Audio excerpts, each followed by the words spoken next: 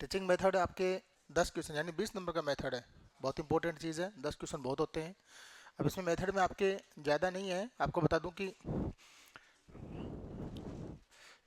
सबसे पहला टॉपिक है वो तो आपका है प्रिंसिपल्स ऑफ टीचिंग का है, सबसे पहला टॉपिक है। उसके बाद में CLT है, communicative approach of language teaching, ठीक है।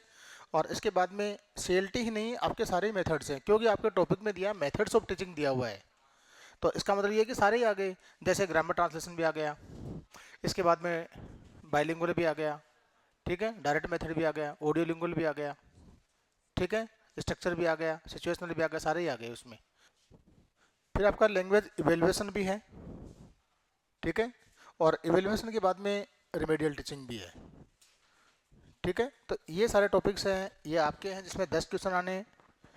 लेवल 1 में आप एग्जाम दे रहे हो तो टॉपिक तो यही है, लेकिन उसमें 4 ही क्वेश्चन आते हैं।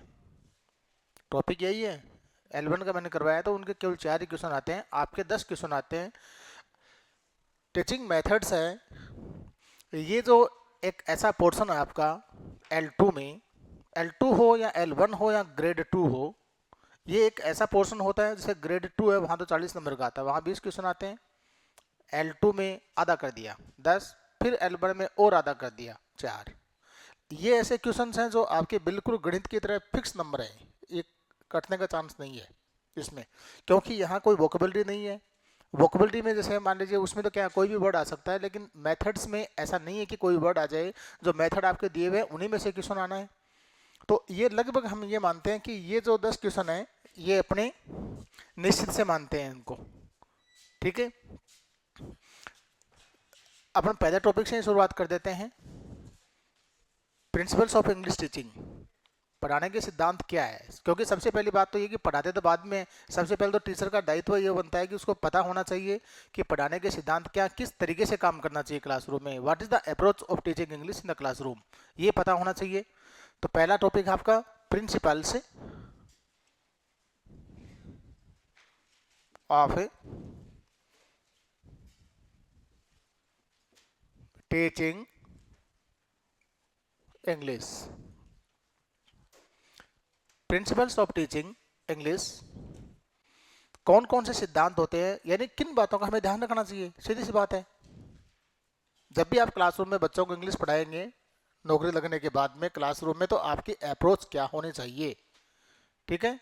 How to approach the students, how to approach the learning, learning कैसे करवानी चाहिए, क्लासरूम का प्रोसेस क्या होना चाहिए हमारा, ठीक है। तो सबसे पहली बात अपन करते हैं कि हमें एक टीचर को सबसे पहले ये ध्यान रखना चाहिए that the natural order of learning is, natural जो ऑर्डर सही क्रम है पढ़ाने का वो होता है LSRW। सबसे पहले लिसनिंग, बच्चे को आप बोलिए क्लासरूम में, छोटी क्लास पढ़ा रहे हैं चाहे आप बड़ी क्लास पढ़ा रहे हैं, चाहे 8th पढ़ा रहे हैं 9th पढ़ा रहे हैं, जो भी, सबसे पहले listening, speaking, reading and writing. बच्चा सुनेगा, जैसे मदर टंग को भी हम बात करते हैं, ठीक है। तो सबसे पहले बच्चा सुनता है, छोटा बच्चा साल भर का होता है, वो सुनता है, सुनकर के रिएक्शन करता है। तो लिसनिंग सबसे पहले, वही बात इंग्लिश लैंग्वेज हिंदी हो या इंग्लिश हो कोई भी हो, तो we should follow the natural order of a learning. आपको इसमें से लाइन दी जाएंगी, आपको ये बताया जाएगा कि which is the correct principle of teaching English या विच इज नॉट करेक्ट, कौन सा करेक्ट है या कौन सा करेक्ट नहीं है। तो आपको पूरी लाइन दी जाएगी, आपको ध्यान रखना है कि ये चीज़ तो फॉलो करनी चाहिए और ये चीज़ फॉलो नहीं करनी चाहिए, ठीक है। तो पहला प्रिंसिपल लिखिए, we should follow the natural order of a learning, natural order of a teaching, follow the natural order of a teaching and a learning, LSRW। अब ये लाइन कैसे भी लिखी जा सकती है।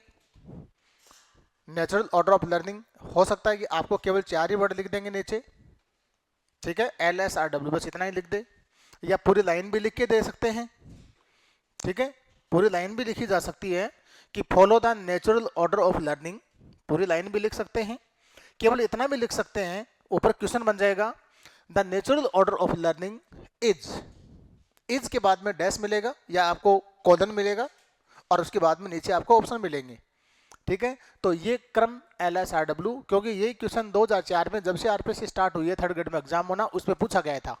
कब पूछा गया था? 2004 में थर्ड ग्रेड में। उस टाइम में रीड फीड कुछ नहीं था, डायरेक्ट परीक्षा हुई थी 2004 में, ये पूछा गया था। क्वेश्चन कैसे बना था? The natural order of teaching is, ठीक है, डैश लगा करके नीचे ऑप्शन दिए हुए थे LSRW, उसके बाद में 3 ऑप्शन में क्रम बदला हुआ था। तो सही क्या होता है? LSRW, पहले लिसनिंग, उसके बाद speaking, then reading and then writing. Means writing comes the first, writing comes at last. पिछली बार इसको थोड़ा सा 2 चीज दे दी गई, ठीक है। जहां हम बात करते हैं कि एक तो है listening, speaking, reading and writing. Writing is the last skill to be taught. Last skill जो होती है वो क्या होती है? राइटिंग, ठीक है। हम बात करते हैं, यदि हम स्पीकिंग और रीडिंग की बात करते हैं, ठीक है, तो स्पीकिंग और रीडिंग में पहले कौन सा आता है? स्पीकिंग आता है। तो ये चीज पिछली बार पूछ ली गई थी, ठीक है। स्पीकिंग कम्स बिफोर रीडिंग, ये भी एक सिद्धांत बन गया। Speaking comes before reading, reading से पहले क्या होना चाहिए? स्पीकिंग होना चाहिए, ठीक है। इसी को आप ये कह सकते हैं कि speaking should be given priority in the classroom. Speaker का मतलब ओरल टीचिंग, मौखिक शिक्षण, ठीक है। सेकंड पॉइंट लिखिए, ओरल टीचिंग, मौखिक शिक्षण should be given priority. Oral teaching should be given priority. Oral, मौखिक, मौखिक को प्रायोरिटी दी जानी चाहिए। Oral teaching should be given priority, यानी रीडिंग है ये बाद की बात है।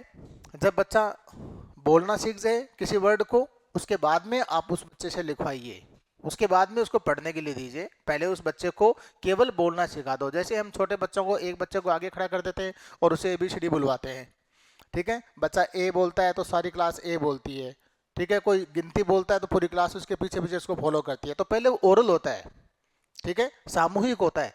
इंडिविजुअल बच्चे को बाद में पढ़ाना है, छोटी क्लास की बात कर रहा हूं मैं, ठीक है। मिडिल लेवल तक क्या होता है कि ग्रुप टीचिंग है, उसको ज्यादा प्रायोरिटी दी जाती है।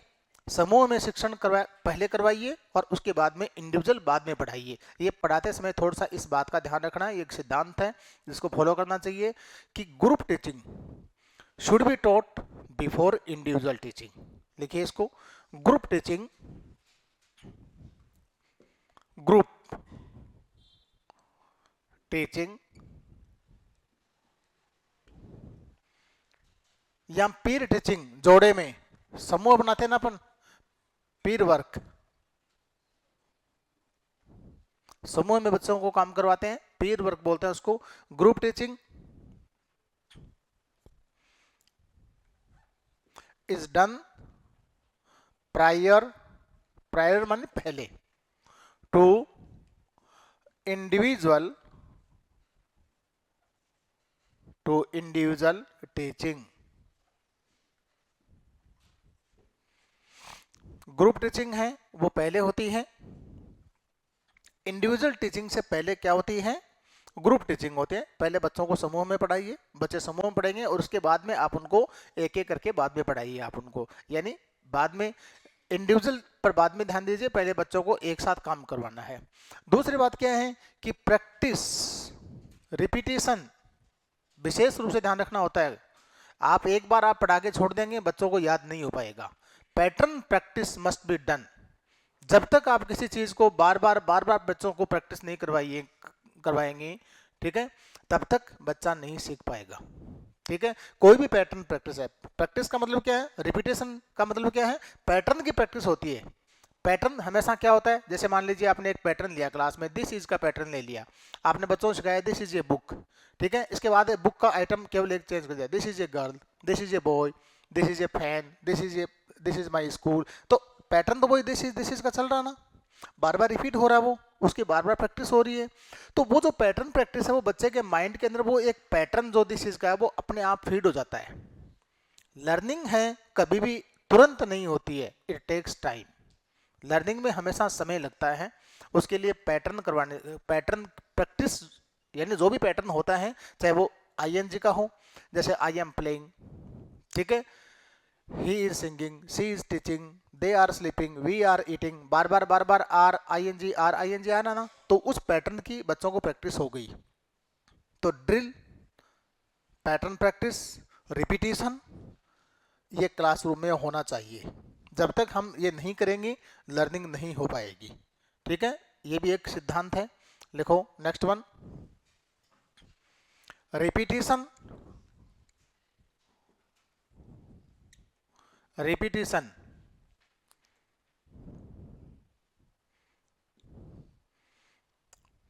Pattern practice,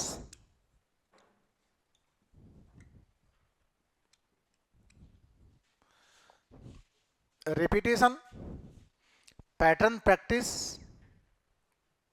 repetition, pattern practice, repetition, pattern practice, repetition, pattern practice and revision. Revision practice है, पैटर्न की प्रैक्टिस की बात कर रहा हूं मैं, रिपीटेशन की बात कर रहा हूं, ठीक है। ये दो चीजें हैं, and revision should be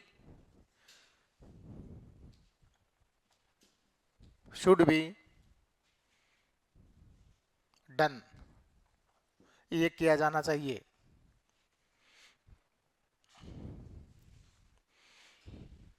repetition है, बार बार बच्चों को रिपीट करवाइए, पैटर्न को रिपीट करवाना है, ठीक है। आपने कोई भी पैटर्न लिया, जैसे आपने चाहे आईएनजी का पैटर्न लिया, आपने से मॉडल का कोई पैटर्न लिया, कैन का लिया मान लीजिए, जैसे आई कैन स्विम, मैं तैर सकता हूँ, आई कैन टीच, मैं पढ़ा सकता हूँ, I can speak English, English बोल सकता हूँ, I can run fast, I can lift this heavy box, ठीक है, I can write beautiful, I can dance beautiful. तो बार बार आपने कैन का पैटर्न ले जाना है कि इंग्लिश लैंग्वेज हो या हिंदी लैंग्वेज हो, संस्कृत लैंग्वेज हो, लैंग्वेज में भी एनीथिंग, कोई भी लैंग्वेज हो, जब तक आप पैटर्न फॉलो नहीं करेंगे, teaching is not done randomly, ये ध्यान रखिए। रेंडमली कभी टीचिंग नहीं है कि आप उल जुल कभी कुछ पढ़ा रहे हैं तो उसके बाद मतलब कुछ ही पॉइंट ले रहे हैं, कुछ ही पॉइंट ले रहे हैं, ऐसे नहीं होता है, ठीक है ना। हमेशा पैटर्न से चलना है, पैटर्न प्रैक्टिस करनी है आपको। तो पैटर्न प्रैक्टिस है, रिविजन है, ठीक है, इसको फॉलो करना होता है, ठीक है। इसको फॉलो करेंगे लर्निंग जल्दी होगी, ठीक है। ये क्यों किया जाता है, ये सब जो सिद्धांत को हम फॉलो करते हैं क्लासरूम में, ये क्यों करते हैं, so that learning takes very fast, ठीक है, ताकि लर्निंग है क्लास में स्पीड पकड़ती है, बच्चों को इससे मोटिवेशन मिलता है, बच्चे सीखेंगे, थोड़ा बहुत भी बच्चे सीखें तो उससे उनको मोटिवेट होंगे, बच्चे ज़्यादा सीखने की कोशिश करेंगे, ठीक है। तो इससे क्या है कि रिविजन है, पैटर्न प्रैक्टिस है, इस चीज़ का आप ध्यान रखिए, ठीक है। इसके बाद में next one,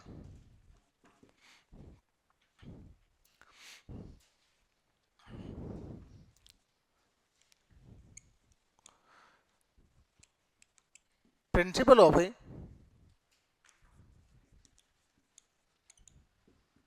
selection, principle of A selection.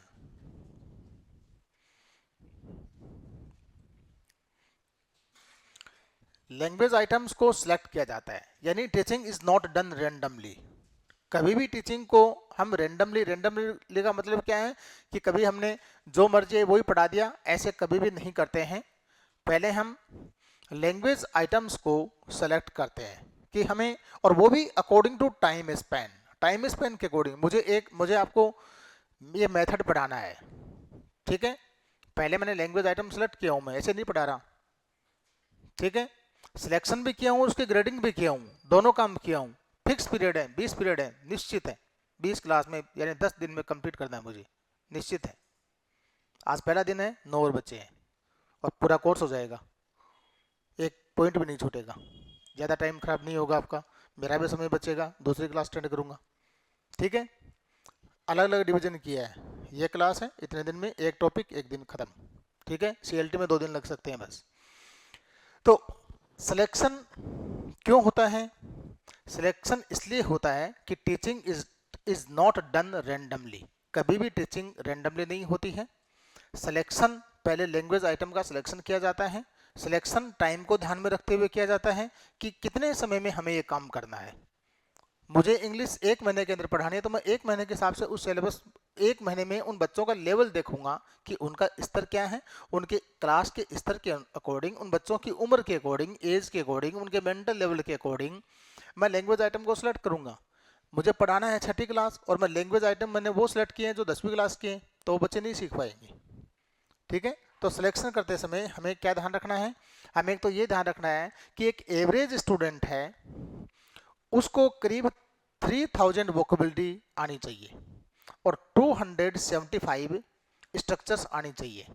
Average student की बात कर रहा हूँ कि उसको 350 पैटर्न्स स्ट्रक्चर। पैटर्न का मतलब केवल सेंटेंस पैटर्न नहीं, इडियोमेटिक एक्सप्रेशन भी हो सकती है। ठीक है, कोई और स्ट्रक्चर भी हो सकती है, फ्रेज स्ट्रक्चर भी हो सकती है, सेंटेंस स्ट्रक्चर भी हो सकती है। जैसे हम गुड मॉर्निंग बोलते हैं तो गुड मॉर्निंग भी ये भी एक पैटर्न है, ये भी एक स्ट्रक्चर है। ठीक है, हमने कहा हैव ए नाइस डे तो ये भी एक स्ट्रक्चर है। मैंने कहा आई एम गोइंग तो ये एक सेंटेंस की स्ट्रक्चर है। यानी कहना मतलब करीब 275 basic sentence patterns, phrase patterns, formula patterns, ठीक है, इतने आने चाहिए एक एवरेज स्टूडेंट को और 3000 वोकेबलरी आनी चाहिए एक सामान्य स्टूडेंट को। बट हमें यह देखना है कि इस पर्टिकुलर क्लास के अंदर जब मैं पढ़ाना है तो मुझे कौन कौन सी चीज़ें पढ़ानी है, पढ़ाना क्या क्या है मुझे, मैं उसके अकॉर्डिंग पढ़ाऊंगा। ठीक है, लैंग्वेज आइटम्स को सेलेक्ट करूंगा, सिलेक्शन करने के बाद में फिर उसकी ग्रेडिंग करूंगा कि पहले अब इसमें से क्या पढ़ाऊं, उसके बाद में क्या पढ़ाऊं, उसके बाद क्या पढ़ाऊं। ठीक है, तो सिलेक्शन और ग्रेडेशन 2 चीज़ का ध्यान रखना होता है। अब ये करते कैसे हैं, बात उसकी है, नाम ही केवल सिलेक्शन होने से नहीं है। इसमें लिखो teaching is not done randomly, teaching कभी भी रैंडमली नहीं होती है। Teaching is not done randomly.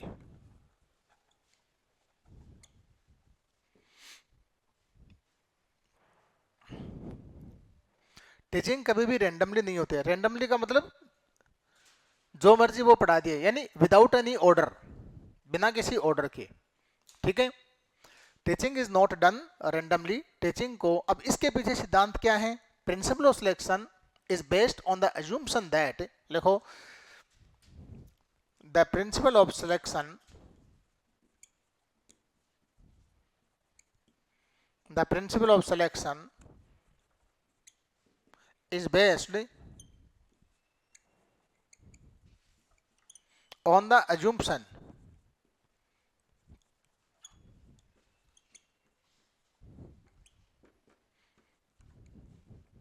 that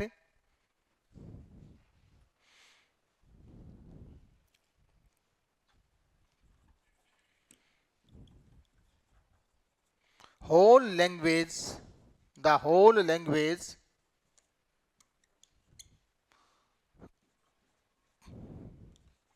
cannot be taught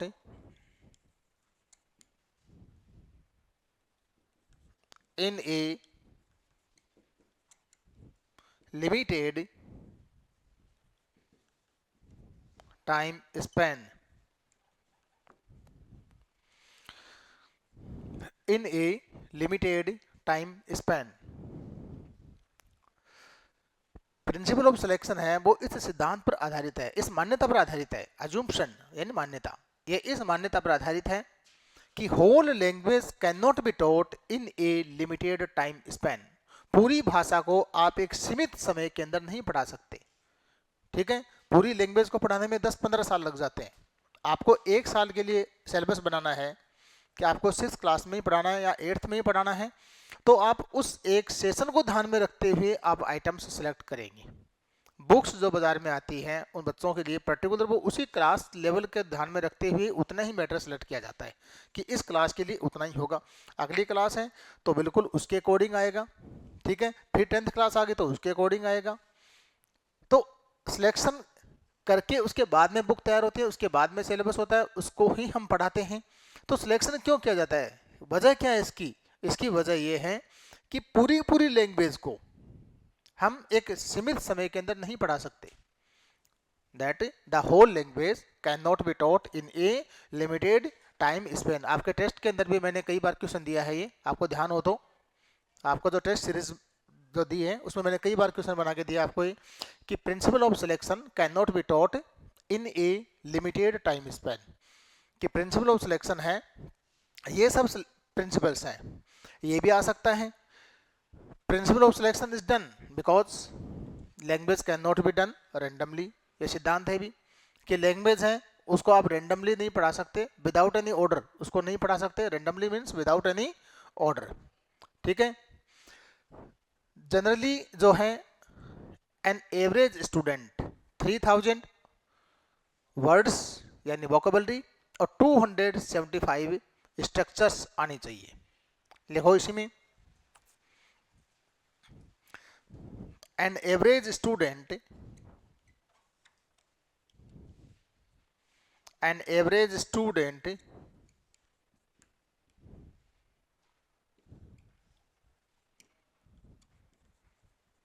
must know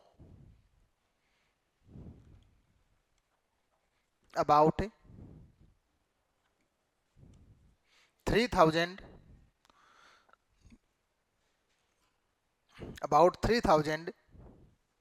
vocabulary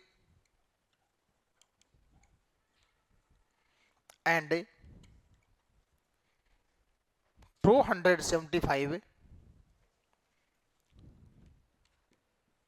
syntactic structures। Syntactic structures, syntactic structures का मतलब क्या है?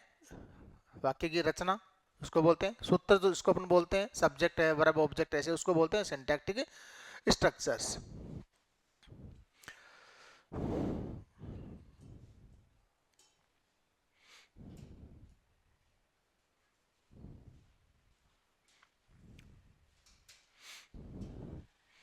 इस बात को ध्यान रखिए कि 3000 वोकेबलरी और 275 सिंटैक्टिक स्ट्रक्चर से एक बच्चे को, एवरेज स्टूडेंट को स्कूलिंग लेवल तक आनी चाहिए। जब तक वो 12th क्लास पास करता है तब तक उसको इतना सारा आना चाहिए। लेकिन बात ये है कि वो ये तो 12th क्लास तक का लेवल है, लेकिन हमें पढ़ाना है 8th क्लास के अंदर, तो क्या हम उनको सब कुछ थोड़ी पढ़ा पाएंगे उनको? अब हमें इनमें से चूज करना है, ठीक है ना। इसी के अंदर अपने को चूज करना है कि जो 3000 जो वोकेबलरी की जो लिस्ट दे रखी है या 275 जो स्ट्रक्चर्स की लिस्ट है, उनमें से इस क्लास के अकॉर्डिंग कौन सी वोकेबलरी चूज करनी चाहिए, कौन सी स्ट्रक्चर्स चूज करनी चाहिए। जब भी लैंग्वेज आइटम्स को सिलेक्ट किया जाता है तो selection of language item is based on the age group, बच्चों के एज के अकॉर्डिंग, उनके लेवल के अकॉर्डिंग किया जाता है, ठीक है। इस बात का विशेष ध्यान रखना चाहिए टीचर को, ठीक है। लिखो, selection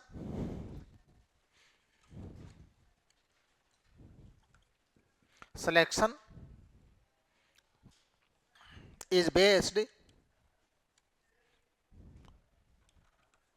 on the age,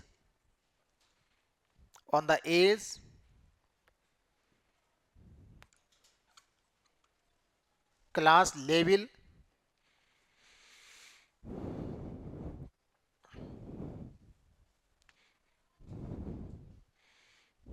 selection is based on the age, class level,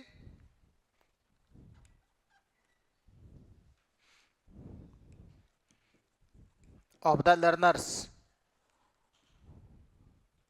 जो लर्नर्स हैं, सीखने वाले हैं, बच्चे हैं, उनके क्लास लेवल है, उनका एज है, उनका मेंटल लेवल है, उसके अकॉर्डिंग हमें इस चीज़ को ध्यान में रखना चाहिए कि हमें क्या क्या आइटम हमें सिलेक्ट करना है।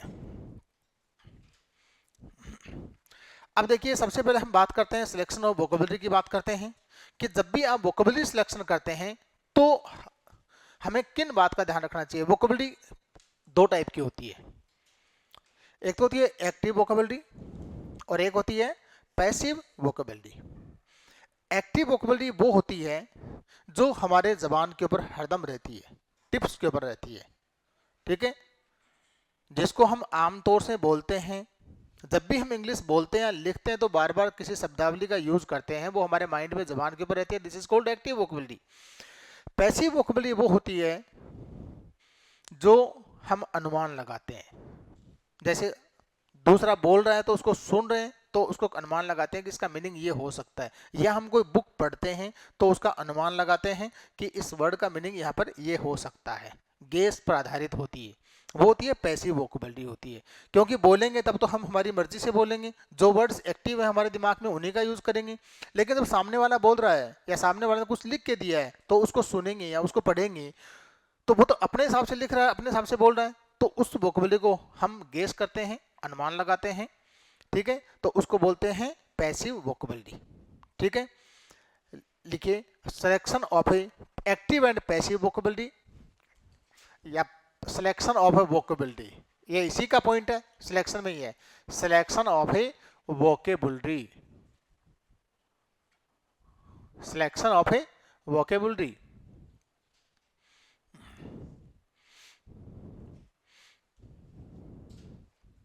Vocabulary is of two types.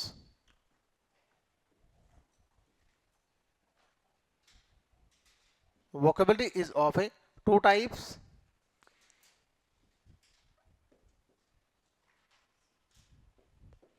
दो टाइप की vocabulary होती है।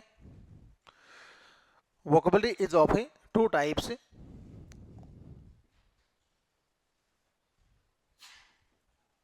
पहला है एक्टिव vocabulary,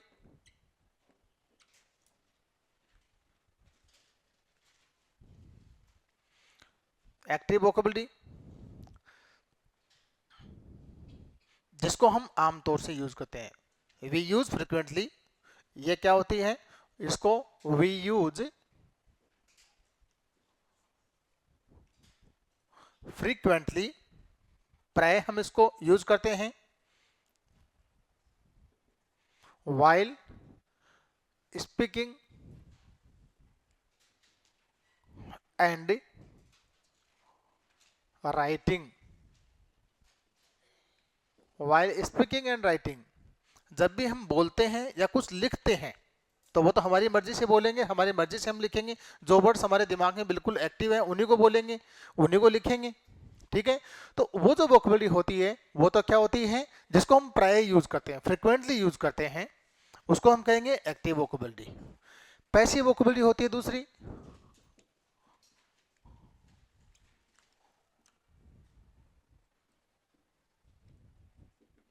पैसिव वोकेबलरी यानी निष्क्रिय। पैसिव वोकेबलरी वी गेस, हम अनुमान लगाते हैं, जिसका हम अनुमान लगाते हैं while listening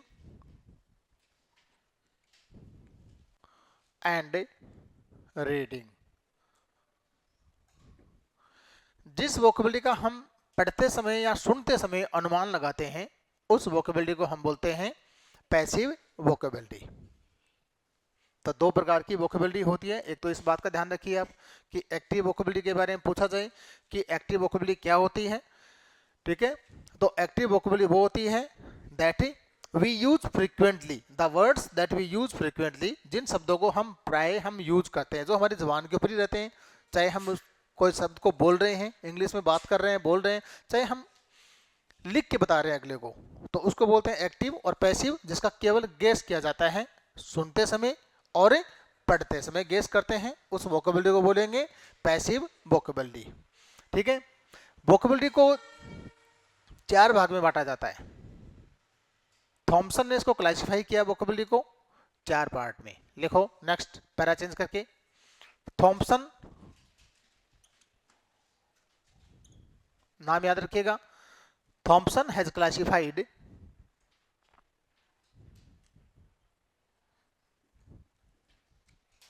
Thompson has classified vocabulary as, Thompson ने वोकेबलरी को इसके चार वर्ग किए हैं, क्लासिफाइड, वोकेबलरी इनटू 4 ग्रुप्स, 4 प्रकार से इसको क्लासिफाई किया है। सबसे पहला है इंडिस्पेंसेबल वर्ड्स, 4 पार्ट है। सबसे पहला है इंडिस्पेंसेबल, इंडिस्पेंसेबल, इंडिस्पेंसेबल वर्ड्स,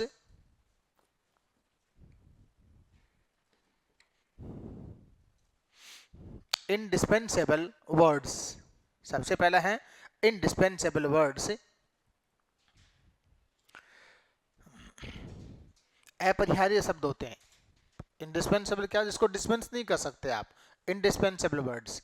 एक इस ग्रुप में वो शब्द आते हैं जिसके लिए चारों प्रकार की मास्टरी होनी चाहिए। जो 4 स्किल्स है जिन शब्दावली के ऊपर, जैसे अंडरस्टैंडिंग है, ठीक है, स्पीकिंग है, रीडिंग है, राइटिंग है, तो it refers to those words which requires 4-fold mastery.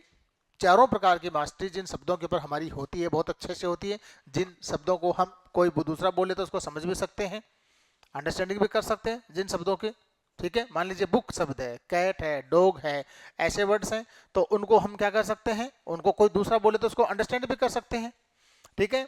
हम उनको स्पीकिंग भी कर सकते हैं, हम उसको रीड भी कर सकते हैं, हम उसको राइट भी कर सकते हैं। तो ऐसी वोकेबलरी होती है, उसको हम कहते हैं इंडिस्पेंसेबल वोकेबलरी, अपरिहार्य शब्दावली, ठीक है। तो ये एक वर्ग है कि इस कैटेगरी में कौन से वर्ड्स आते हैं। It includes the mastery of A four-fold mastery requires such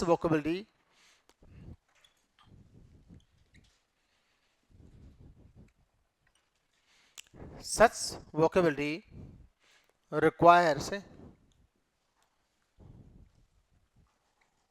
fourfold mastery, fourfold mastery,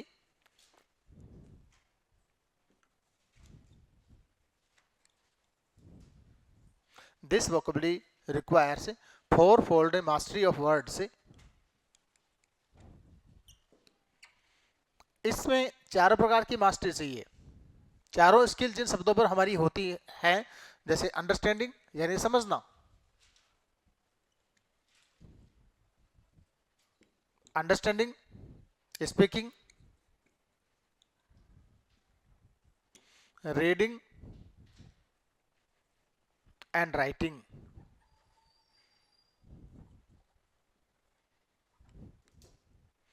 understanding, speaking, reading and writing.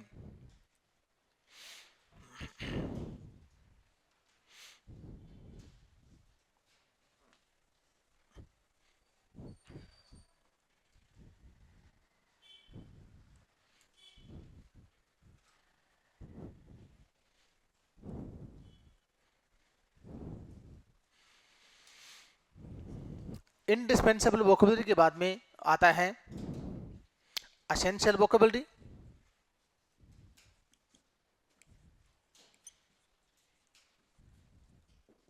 Essential vocabulary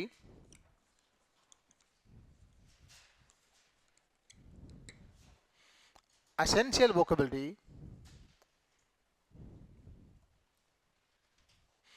essential vocabulary, इसमें वो शब्द शामिल होते हैं जिसमें 3-fold मास्टरी रिक्वायर्स होती है। जो लास्ट का राइटिंग है उसकी जरूरत नहीं है। जिन शब्दों को हम दूसरा बोलता है तो हम उसको सुन करके समझ सकते हैं, ठीक है, हम खुद भी उसको बोल सकते हैं और हम उनको पढ़ भी सकते हैं, भले ही चाहे हमें लिखना नहीं आता है उस शब्द को। तो ऐसी जो शब्दावली होती है, इस तरह के वर्ड्स होते हैं, वो कौन सी कैटेगरी में आते हैं, इन एसेंशियल की कैटेगरी में आएंगे, ठीक है। in this category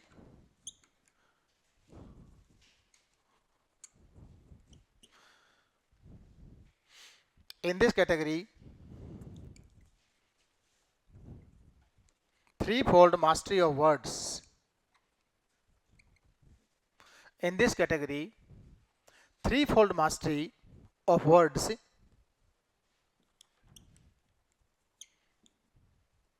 is required।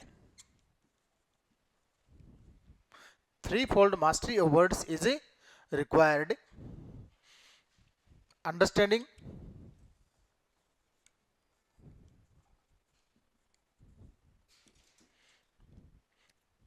Speaking and reading. Thompson ने वोकेबलरी को 4 कैटेगरी के अंदर क्लासिफाई किया है, ठीक है। इंडिस्पेंसेबल, एसेंशियल और तीसरा है यूजफुल वोकेबलरी। यूजफुल वोकेबलरी,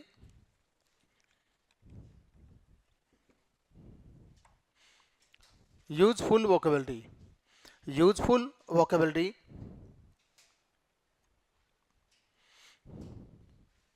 इसमें रीडिंग और अंडरस्टैंडिंग शामिल है।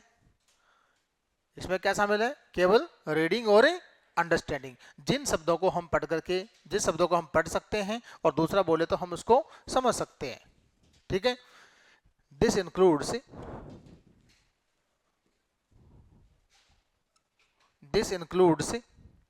Reading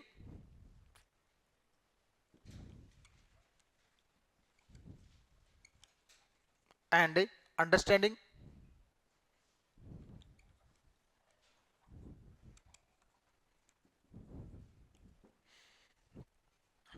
this includes reading and understanding।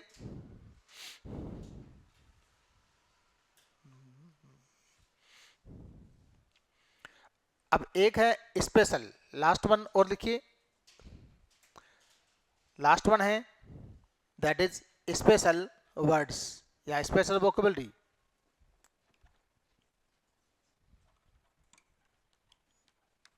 Special words, words कह सकते हैं, वोकेबलरी कह सकते हैं।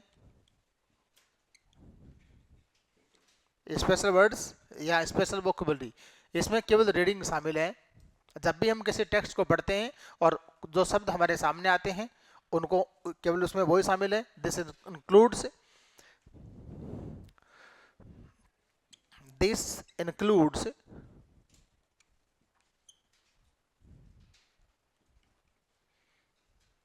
the reading,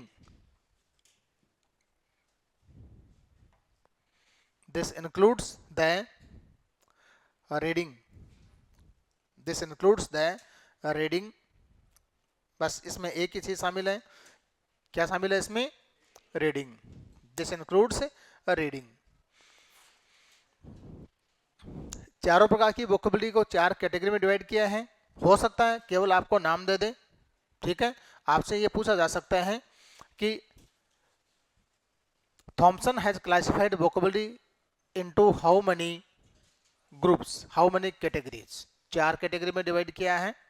चारों का आपसे स्किल पूछ सकता है कि जो पहला स्किल है इंडिस्पेंसेबल वोकेबलरी, उसमें कौन कौन सी स्किल उन वर्ड्स पे होनी चाहिए जिसमें 4 फोल्ड मास्टरी इज रिक्वायर्ड, चारों प्रकार की। ठीक, अंडरस्टैंडिंग का मतलब लिसनिंग से है, समझ जाना आप। अंडरस्टैंडिंग का मीनिंग किससे है? लिसनिंग से है, जिसमें चारों प्रकार की स्किल्स जिन शब्दों के ऊपर हमारी होती हैं, उन शब्दों को हम एक अलग कैटेगरी में रखते हैं कि ये ऐसे वर्ड्स हैं 20, 30, 100, 150, 200 कि इस बच्चे को इतने सारे मीनिंग्स आते हैं। हम 5 साल के बच्चे के लिए बता सकते हैं कि इस बच्चे को फ्रूट्स के नाम अच्छे से याद हैं, ठीक है। उनको समझ भी सकता है, उनको लिख भी सकता है, उनको बोल भी सकता है, रीड भी कर सकता है। तो ऐसी जो वोकेबलरी है वो उस बच्चे की वोकेबलरी है, यानी उसको हम कौन सी कैटेगरी में देंगे? इंडिस्पेंसेबल में। कुछ ऐसे शब्दावली होते हैं जिसको बच्चा लिख नहीं पाएगा। बच्चा, आपने लिखा तो बच्चा उसको पढ़ देगा, बोल भी देगा, आपने बोला तो उसको समझ भी जाएगा, लेकिन खुद नहीं लिख पाएगा। इस तरह के जो कुछ शब्द होते हैं उसको हम एसेंशियल वोकेबलरी के ग्रुप में डालते हैं। कुछ ऐसी वोकेबलरी है जिसमें केवल 2 ही कैटेगरी, 2 ही स्किल्स होती हैं, ठीक है। और वो 2 स्किल कौन सी होती हैं? दैट इज यूजफुल वोकेबलरी के अंदर केवल रीडिंग, हम उन शब्दों को पढ़ सकते हैं, बच्चा पढ़ सकता है उस शब्दों को, शब्दावली को, और आपने बोला तो उसको समझ भी सकता है, लेकिन उसका प्रोनाउंसिएशन नहीं कर सकता, बोल नहीं सकता, उसको लिख भी नहीं पाएगा, ठीक है। ऐसे भी वर्ड्स होते हैं। और कुछ शब्दावली ऐसी होती है जिसको हम केवल पढ़ते ही है।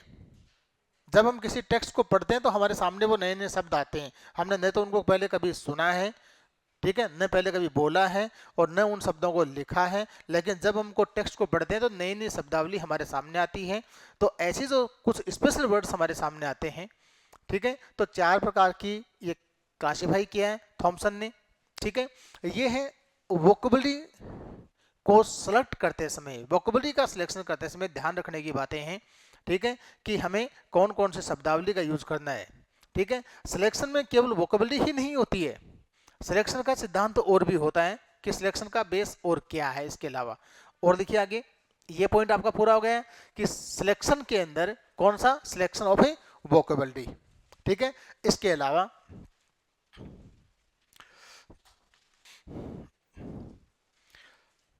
Word frequency, word frequency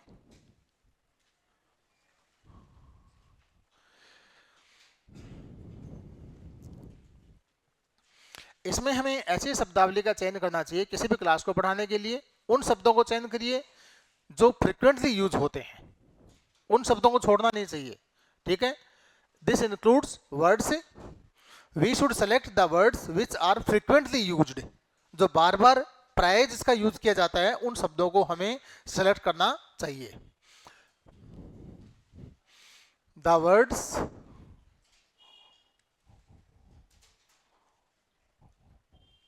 which are frequently used should be selected,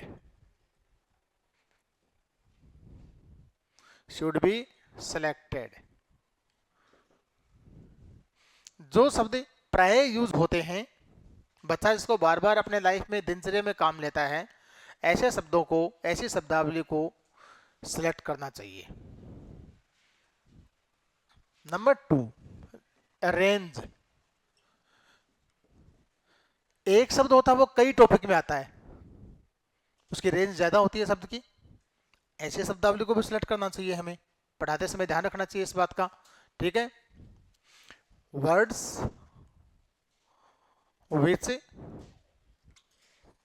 अकर इन या which comes in, words which come in different topics,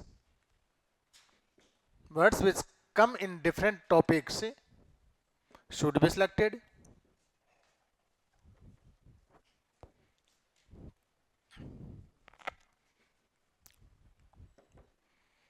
जो शब्द कई टॉपिक में आते हैं, words which come in different topics या different situations should be selected. इसके बाद में है कवरेज,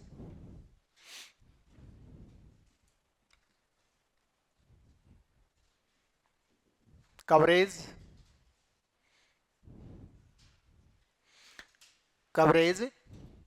यानी एक जो वर्ड है, सिंगल वर्ड है, उसका कवरेज ज्यादा होता है।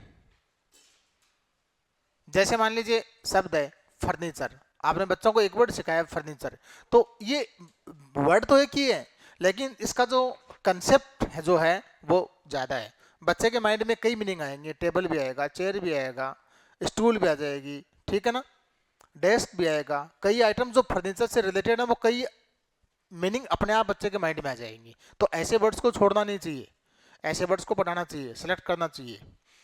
आपने मान लीजिए वर्ड दिया स्टेशनरी, तो स्टेशनरी एक वर्ड है, इसका कंसेप्चुअल फ्रेमवर्क ज्यादा है, क्योंकि स्टेशनरी वर्ड में बुक भी आ गया, कॉपी भी आ गया, रजिस्टर भी आ गया, पेन भी आ गया, पेंसिल भी आ गया, इरेजर भी आ गया, कई चीजें आ गई ना, कलर भी आ गया, सारी चीजें आ गई। तो एक एक वर्ड, कुछ शब्दावली ऐसी होती है जिसमें उसका कवरेज ज्यादा होता है। आपने एक वर्ड लिया फ्रूट, तो फ्रूट में सारे फ्रूट्स के नाम आएंगे। आपने वर्ड लिया वेजिटेबल, सारे वेजिटेबल्स के नाम बच्चे के माइंड में आएंगे। आपने वर्ड लिया ट्रांसपोर्ट, तो जितने भी व्हीकल्स हैं सबके नाम आएंगे। आपने लिया फूड, तो जितने भी व्यंजन होते हैं सबके नाम बच्चे के माइंड में आएंगे। आपने वर्ड लिया स्कूल, ठीक है, तो उसमें कई चीजें आएंगी, टीचर भी आएगा, स्टूडेंट भी आएगा, प्लेग्राउंड भी आएगा, समझ गए ना, क्लासरूम भी आएगा, ऑफिस पे कई प्रकार की शब्दावली आएगी। तो वर्ड्स जिनका कवरेज ज़्यादा होता है ऐसे वर्ड्स को सिलेक्ट करना चाहिए पढ़ाने के लिए, ठीक है। तो this is related, this is A conceptual framework. Coverage का मतलब क्या है? Coverage means the conceptual framework of a word. किसी वर्ड का कंसेप्चुअल फ्रेमवर्क होता है, उसको बोलते हैं कवरेज। तो coverage is a conceptual framework, conceptual framework of a word, conceptual framework of a word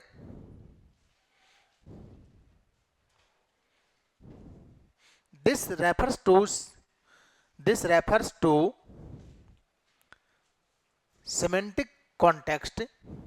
This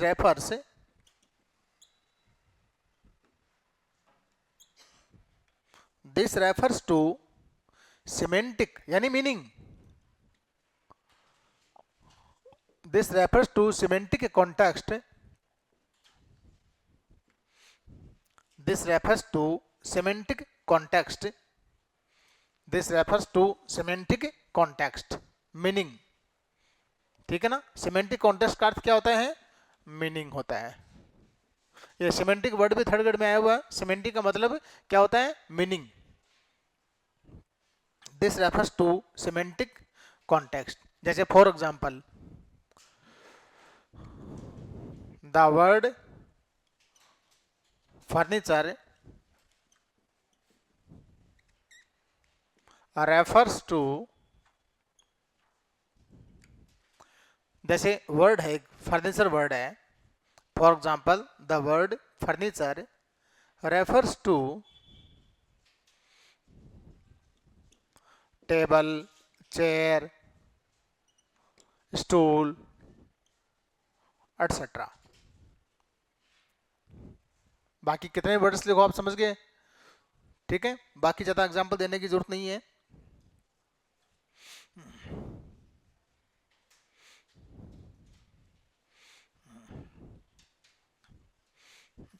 इसके बाद में आता है environmental,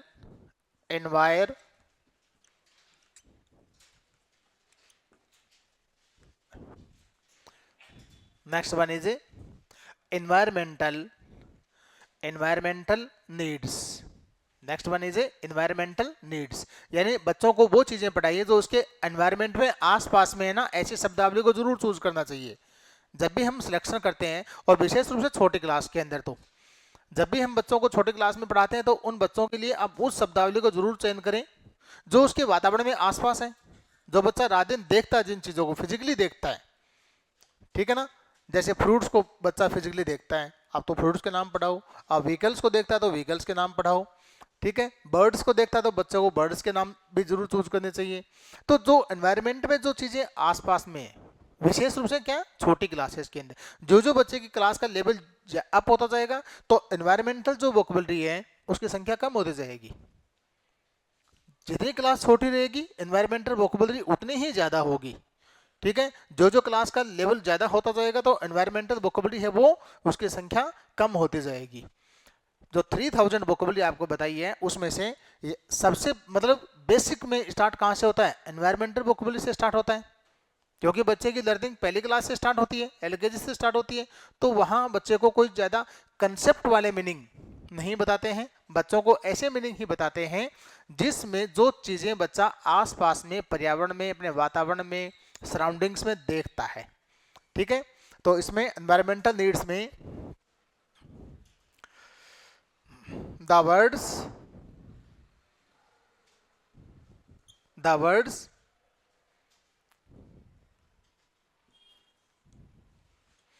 which are related, the words which are related to the surrounding,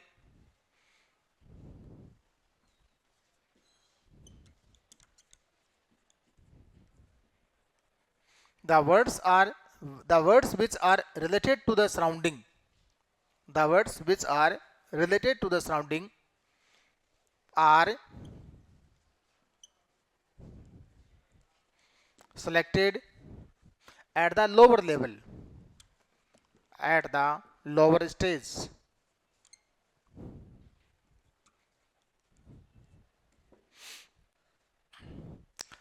The words which are related to the surrounding are selected at the lower stage. Are selected at the lower stage.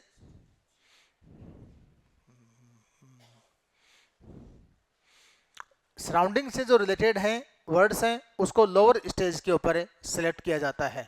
Are selected at the lower stage. और ये ध्यान रखिए जो जो बच्चे का level higher होता जाएगा तो जो सराउंडिंग वर्ड्स हैं उनकी संख्या कम होती जाएगी। तो प्रिंसिपल ऑफ सिलेक्शन का टॉपिक ये जो एक पॉइंट है, ठीक है, इसमें से क्वेश्चन क्या बनता है, ये जो मैंने भी क्वेश्चन बताया है ये आरपीएससी ग्रेड 2 में 2014 में आया हुआ है।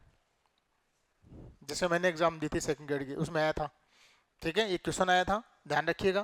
प्रिंसिपल ऑफ सिलेक्शन से भी क्वेश्चन आया था और प्रिंसिपल ऑफ ग्रेडिंग का भी क्वेश्चन आया था, दोनों में से क्वेश्चन आया था।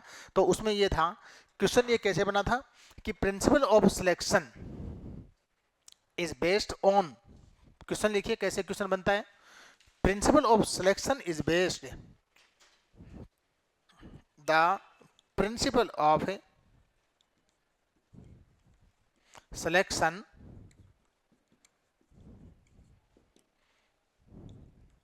is based on, principle of selection is based on पहला frequency, दूसरा ऑप्शन रेंज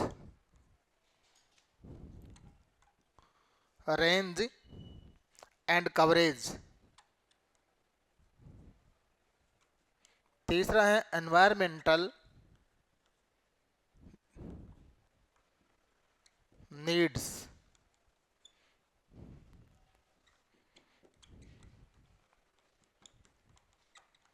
चौथा है ऑल ऑफ दीज।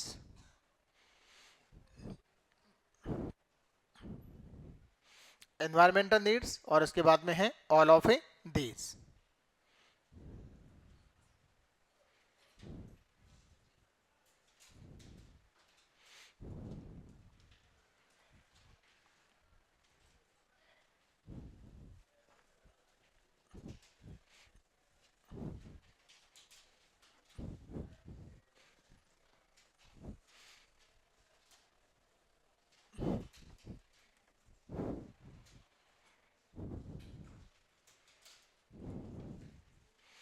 एक क्वेश्चन और लिखो, आपको मॉडल क्वेश्चन लिखवा देता हूं, पूछा जा सकता है।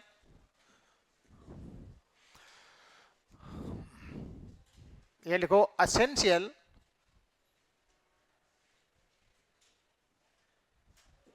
Vocabulary, essential vocabulary requires mastery of, essential vocabulary requires mastery of, पहला option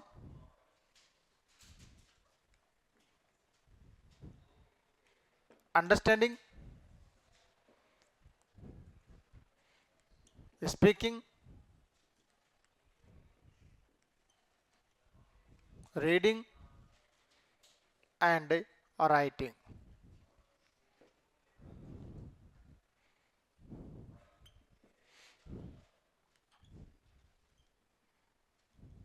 speaking, reading and writing.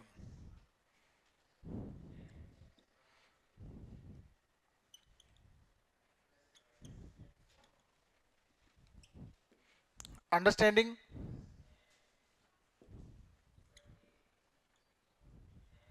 Speaking and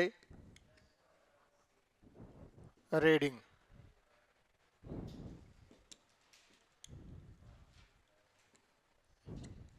reading and writing, ऐसे क्वेश्चन बनता है। तो आपको 4 पॉइंट लिखाए, चारों का ध्यान रखिएगा, आप याद होना चाहिए आपको कि किस प्रकार की वोकेबलरी में कौन सी दक्षता होनी चाहिए। ठीक है, तो सही आंसर क्या हुआ इसका? 3 नंबर है। ठीक है, इंडिस्पेंसेबल वोकेबलरी का जब हम सिलेक्शन करेंगे, ठीक है, तो उसमें हम ये देखते हैं कि बच्चे की इसमें 3 फोल्ड मास्टरी होनी चाहिए, जो कि है अंडरस्टैंडिंग, स्पीकिंग एंड रीडिंग। देखिए ये जो है, ये 4 स्किल्स जो होती हैं, इसमें 2 होती हैं ये रिसेप्टिव स्किल्स होती हैं, 2 होती हैं प्रोडक्टिव स्किल्स होती है, जिसको हम ग्रहण करते हैं, जैसे पढ़ करके ग्रहण करते हैं रीडिंग करके, और दूसरे से सुन करके ग्रहण करते हैं। तो listening and reading they are the receptive skills. ठीक है, और प्रोडक्टिव क्या होती है, या तो हम बोल के बताते हैं या फिर लिख के बताते हैं। तो राइटिंग और स्पीकिंग, ये जो 2 स्किल्स होती हैं, ये कौन सी होती हैं? ये प्रोडक्टिव। आपको याद नहीं रहता आप लिख सकते हैं। ठीक है,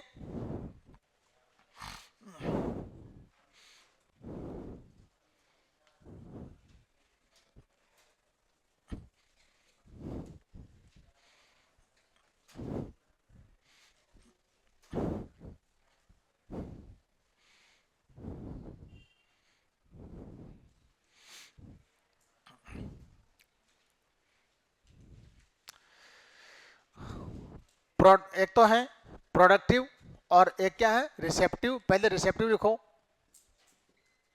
रिसेप्टिव स्किल्स, और दूसरा है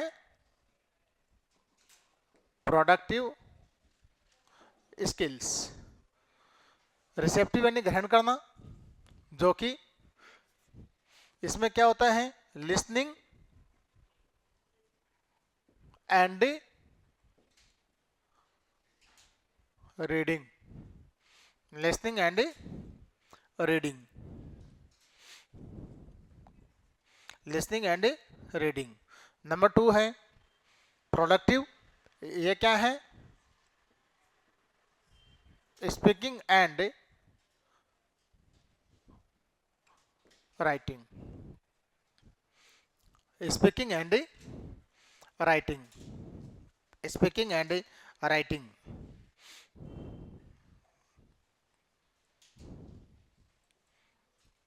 इसके बाद अगला लिखो principle of grading. Next point है principle of grading.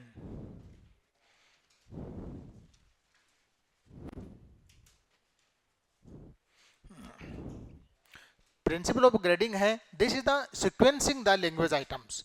Language items को क्रम से रखना, उसको प्रॉपर सीक्वेंस में रखना। जैसे अभी आपको मैंने बताया है कि हमें सिलेक्शन करना चाहिए पहले, तो सिलेक्शन का मैंने आपको सिद्धांत बताया कि सिलेक्शन किस आधार पर होना चाहिए? फ्रीक्वेंसी को देखा जाता है, उसमें रेंज भी देखी जाती है शब्दावली की, उसमें कवरेज भी देखा जाता है शब्दावली का। बच्चा जिस सराउंडिंग में रहता है उन सराउंडिंग के वर्ड्स को भी सिलेक्ट किया जाता है। ठीक है, और जब भी हम वोकेबलरी को चूज करते हैं तो वोकेबलरी में हम ये भी देखते हैं कि वोकेबलरी हमें हर तरह की वोकेबलरी कवर करनी चाहिए। उसमें हमें इंडिस्पेंसेबल वर्ड्स भी लेने चाहिए, एसेंशियल वर्ड्स भी लेने चाहिए, यूजफुल वर्ड्स भी लेने चाहिए, और कुछ स्पेशल वर्ड्स भी लेने चाहिए। क्योंकि नई वोकेबलरी जब तक बच्चे को नहीं सिखाएंगे तब तक उसका शब्दावली का भंडार बढ़ेगा कैसे? इसलिए स्पेशल वर्ड्स को भी, हर प्रकार की शब्दावली आपको अपने शिक्षण में लेनी चाहिए। क्योंकि जब तक बच्चा केवल जानता है कि उसी को हम लेंगे तो नए शब्द सीखेगा कैसे? इसलिए जो स्पेशल वर्ड्स हैं जो बच्चे ने कभी देखे ही नहीं है, उन शब्दावली को भी आप बच्चे को रीडिंग के लिए जब देते हैं, स्पेशल शब्दावली is given only while reading. बच्चा को आप पैसेज देते हैं, बुक देते हैं, पढ़ने के लिए देते हैं, तो उसमें ऐसी शब्दावली यूज करिए जो बच्चे ने कभी देखी ही नहीं है। ठीक है, हमेशा आप कॉन्टेक्स्ट में पढ़ाइए। Teaching language items should be done in a proper situation में बताइए। शब्दावली कभी भी मीनिंग बताते हैं तो आप बोर्ड पर लिख करके एक एक अलग अलग शब्द को कभी नहीं करना चाहिए टीचर को। ये नहीं कि मीनिंग लिख रहा है। कुछ टीचर्स की आदत क्या होती है कि चैप्टर पढ़ाते हैं और क्या कहेंगे, चलो आज तो इसकी मीनिंग लिखवा देता हूँ, उसको याद करके आना कल पढ़ाएंगे। तो that is the wrong method. Teaching हमेशा शब्दावली वोकेबलरी होती है वो हमेशा प्रॉपर सिचुएशन में होनी चाहिए। Use the words in proper context, context में यूज करिए शब्दों को, सेंटेंस बना के सिखाइए, उसमें बच्चा जल्दी सीखेगा। क्रेमिंग नहीं करवानी है, रटवाना नहीं है। ठीक है, आपको डीओजी पढ़ाना तो ये नहीं कि डीओजी आगे लिखा डॉग आगे लिखा कुत्ता, ऐसे नहीं। प्रॉपर कॉन्टेक्स्ट में आप कोई पिक्चर ले सकते हैं, ठीक है, मॉडल ले सकते हैं, कोई पिक्चर लिया और आपने बच्चों से कहा what is this is a dog, और इसके बाद में आपने सेंटेंस लिखा है this is a dog. Sentence should be the unit of teaching, ध्यान रखिए, word should not be the unit of teaching. Grammar translation method में वर्ड है यूनिट ऑफ टीचिंग, जो कि गलत है। यूनिट ऑफ टीचिंग क्या होना चाहिए? सेंटेंस होना चाहिए हमेशा। प्रॉपर सेंटेंस बना करके बच्चों को शब्दावली पढ़ाइए आप। ये छोटी छोटी चीजें हैं ना, ठीक है, इनसे लर्निंग जल्दी होती है, बच्चा इंटरेस्ट लेता है, बच्चा मोटिवेट होता है। ग्रेडिंग हम करते हैं, ग्रेडिंग क्यों करते हैं? Grading means sequencing the language items. पहले क्या पढ़ाएं, बाद में क्या पढ़ाएं। हमने ये तो तय कर लिया कि ये वोकेबुलरी पढ़ानी है, ये शब्दावली पढ़ानी है, ये स्ट्रक्चर्स इस क्लास में, इस साल हमें ये स्ट्रक्चर में 5-10 स्ट्रक्चर पढ़ानी है, ये पढ़ानी है। लेकिन हम ये भी देखें कि हम फिर उसको पढ़ाएंगे तो किस सिद्धांत पे पढ़ाएं, प्रॉपर उसकी ग्रेडिंग करते हैं, ठीक है। तो ग्रेडिंग मीन्स सिक्वेंसिंग। लिखो, grading means sequencing the language material.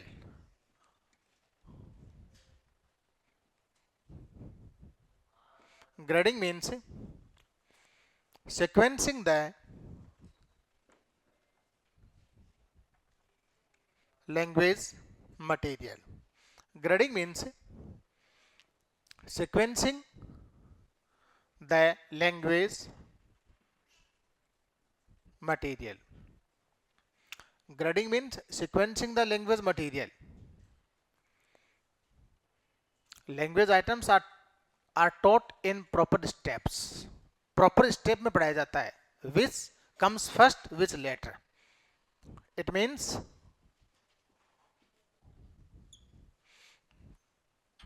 all the selected language items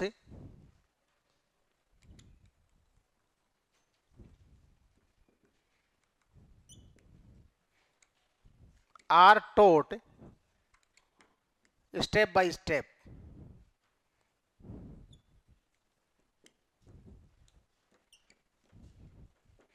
All the language items are taught step by step.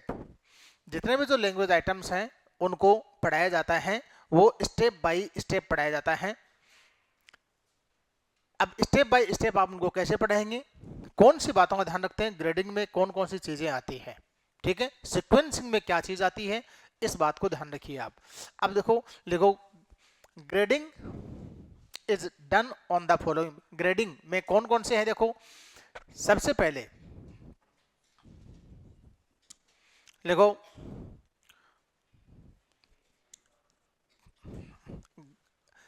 Grading में सबसे पहले आता है ग्रुपिंग। ग्रुपिंग है ये इसी का एक पार्ट है, ग्रुपिंग।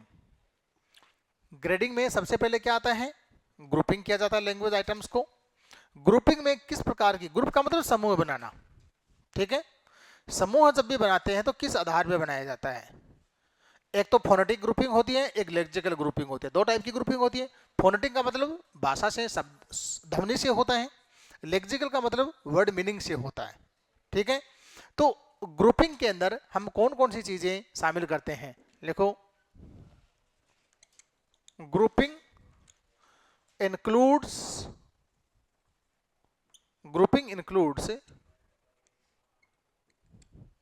फॉलोइंग। कौन कौन सी ग्रुपिंग होती है, पहला phonetic grouping.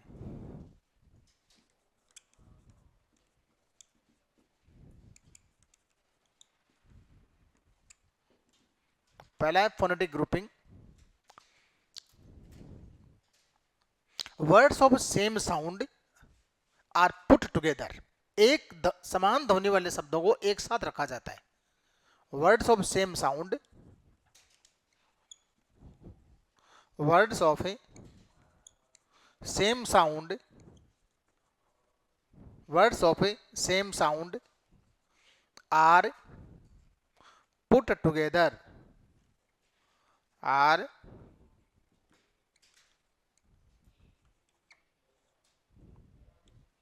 Words of same sound are put together, एक समान ध्वनि वाले शब्दों को एक समूह में रखेंगे, बच्चों को उनको एक साथ पढ़ाएंगे। जैसे मान लीजिए आपने बच्चों को ये पढ़ाया वर्ड्स ऑफ सेम साउंड, ठीक है, जैसे हिट, फिट, किट, सब में क्या है, छोटी की मात्रा आ रही है ना, इनको एक ग्रुप में रखेंगे, समझ गए। आपने पढ़ा हीट, फीट, नीट, ये एक शब्द यानी सेम साउंड वाले शब्द है ना, तो इससे बच्चा क्या करेगा, इनको जल्दी पकड़ेगा, इनको एक ग्रुप में रखेंगे आप, ध्वनि के समान शब्दों को एक साथ रखेंगे, इनकी ग्रुपिंग करेंगे, ठीक है। तो इसको बोलते हैं phonetic grouping.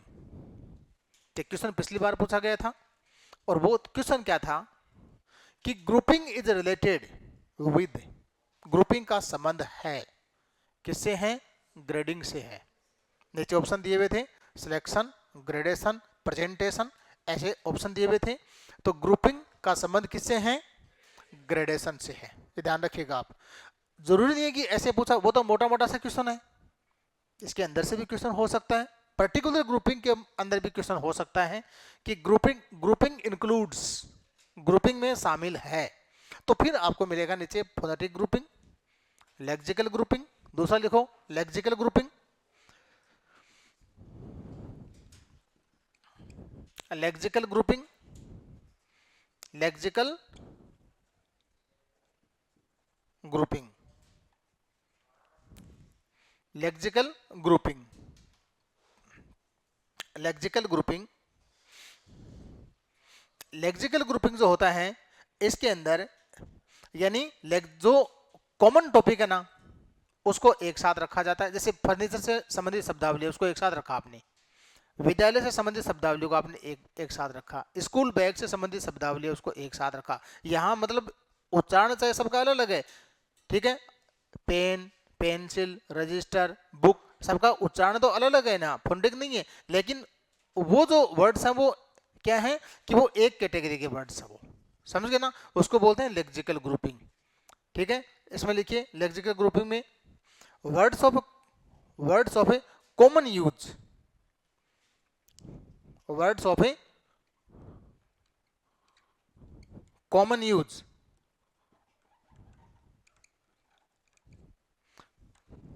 Are put together,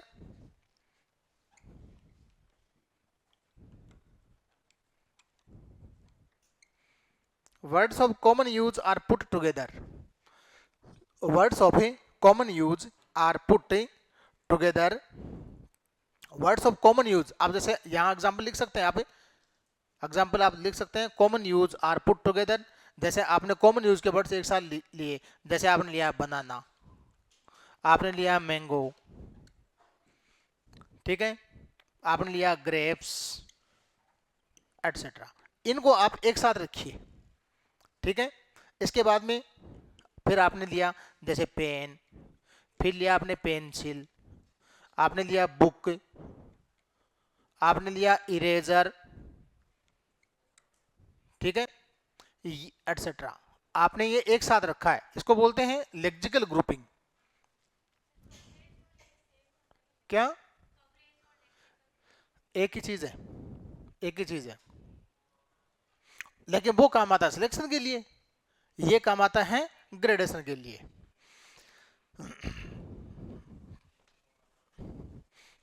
इसके बाद में है लेक्सिकल ग्रुपिंग हो गया, पहला तो है फोनेटिक ग्रुपिंग। फोनेटिक ग्रुपिंग में कौन से वर्ड्स होते हैं, words of a same sound are put together, words of same sound are put together in phonetic grouping. और इसके बाद में लेक्सिकल ग्रुपिंग, इसमें words of a common words are put together. इसके बाद नेक्स्ट वन लिखिए इसमें grouping by similarity, grouping by similarity,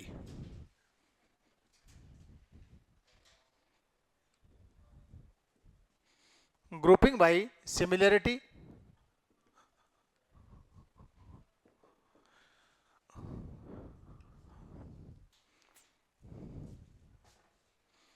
grouping by similarity, समानता के आधार के ऊपर भी शब्दों का ग्रुपिंग किया जाता है। जैसे रूट वर्ड से संबंधित शब्द होते हैं ना, उनको एक साथ रखो आप। जैसे लाइफ से संबंधित वर्ड है, ठीक है, रूट वर्ड से संबंधित जितने भी शब्द हैं उनको एक साथ लेंगे। जैसे लाइफ का, जैसे लाइव भी बन गया,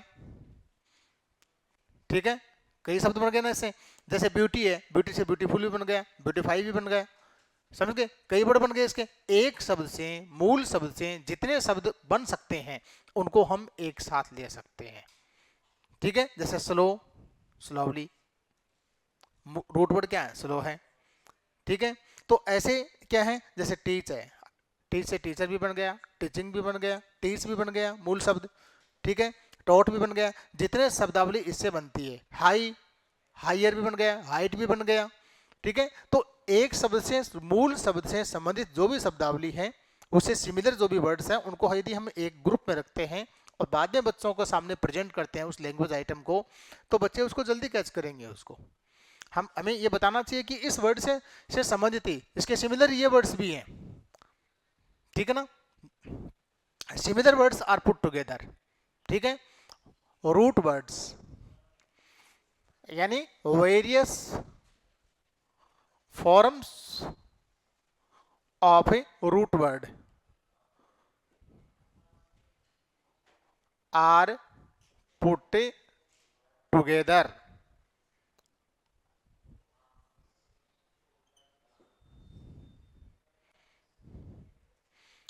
various forms of root words are put together, मूल शब्द के जितने भी रूप हैं, जैसे एग्जाम्पल लाइफ, लाइव, ठीक है, इनलाइवन, इनलाइवन, livelihood,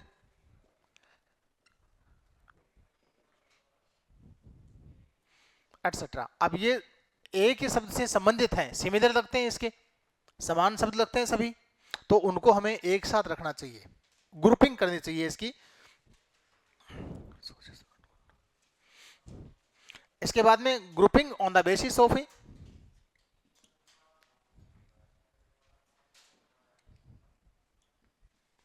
grouping on the basis of a association and contrast।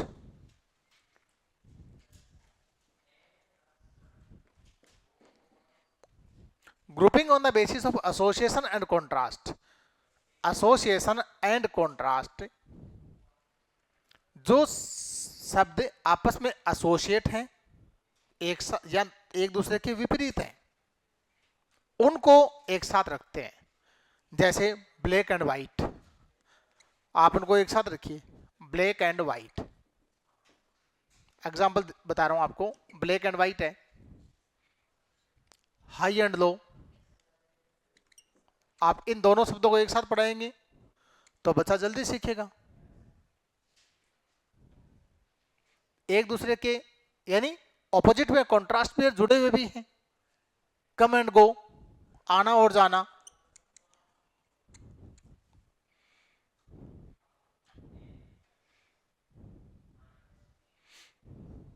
Slow and fast,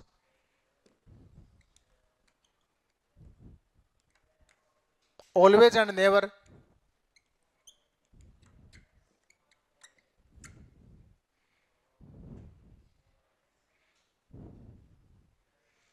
often and frequently,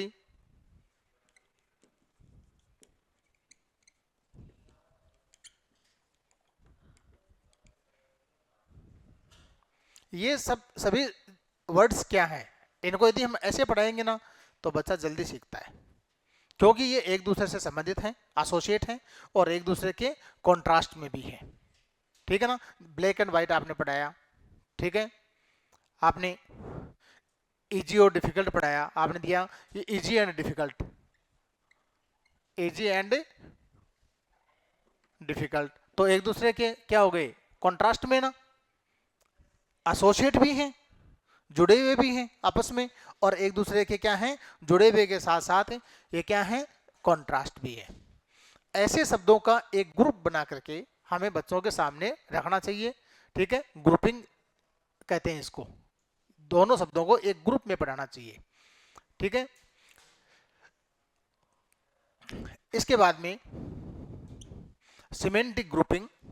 semantic, मैंने आपको बताया था कि सिमेंटिक का मतलब क्या होता है, meaning. Semantic grouping, semantic grouping, semantic grouping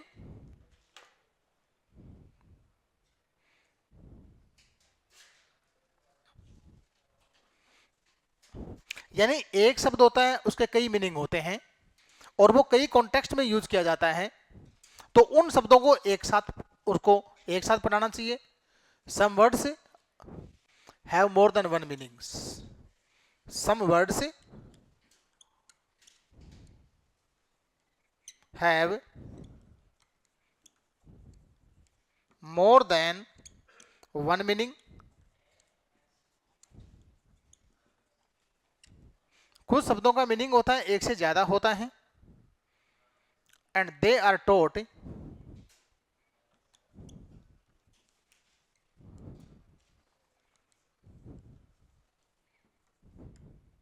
इन डिफरेंट सिचुएशंस। उनको अलग अलग सिचुएशन में पढ़ाया जाता है। दे आर टोट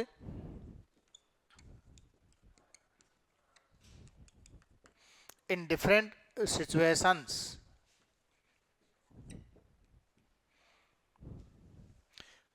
उन शब्दों का ग्रुप अलग होना चाहिए।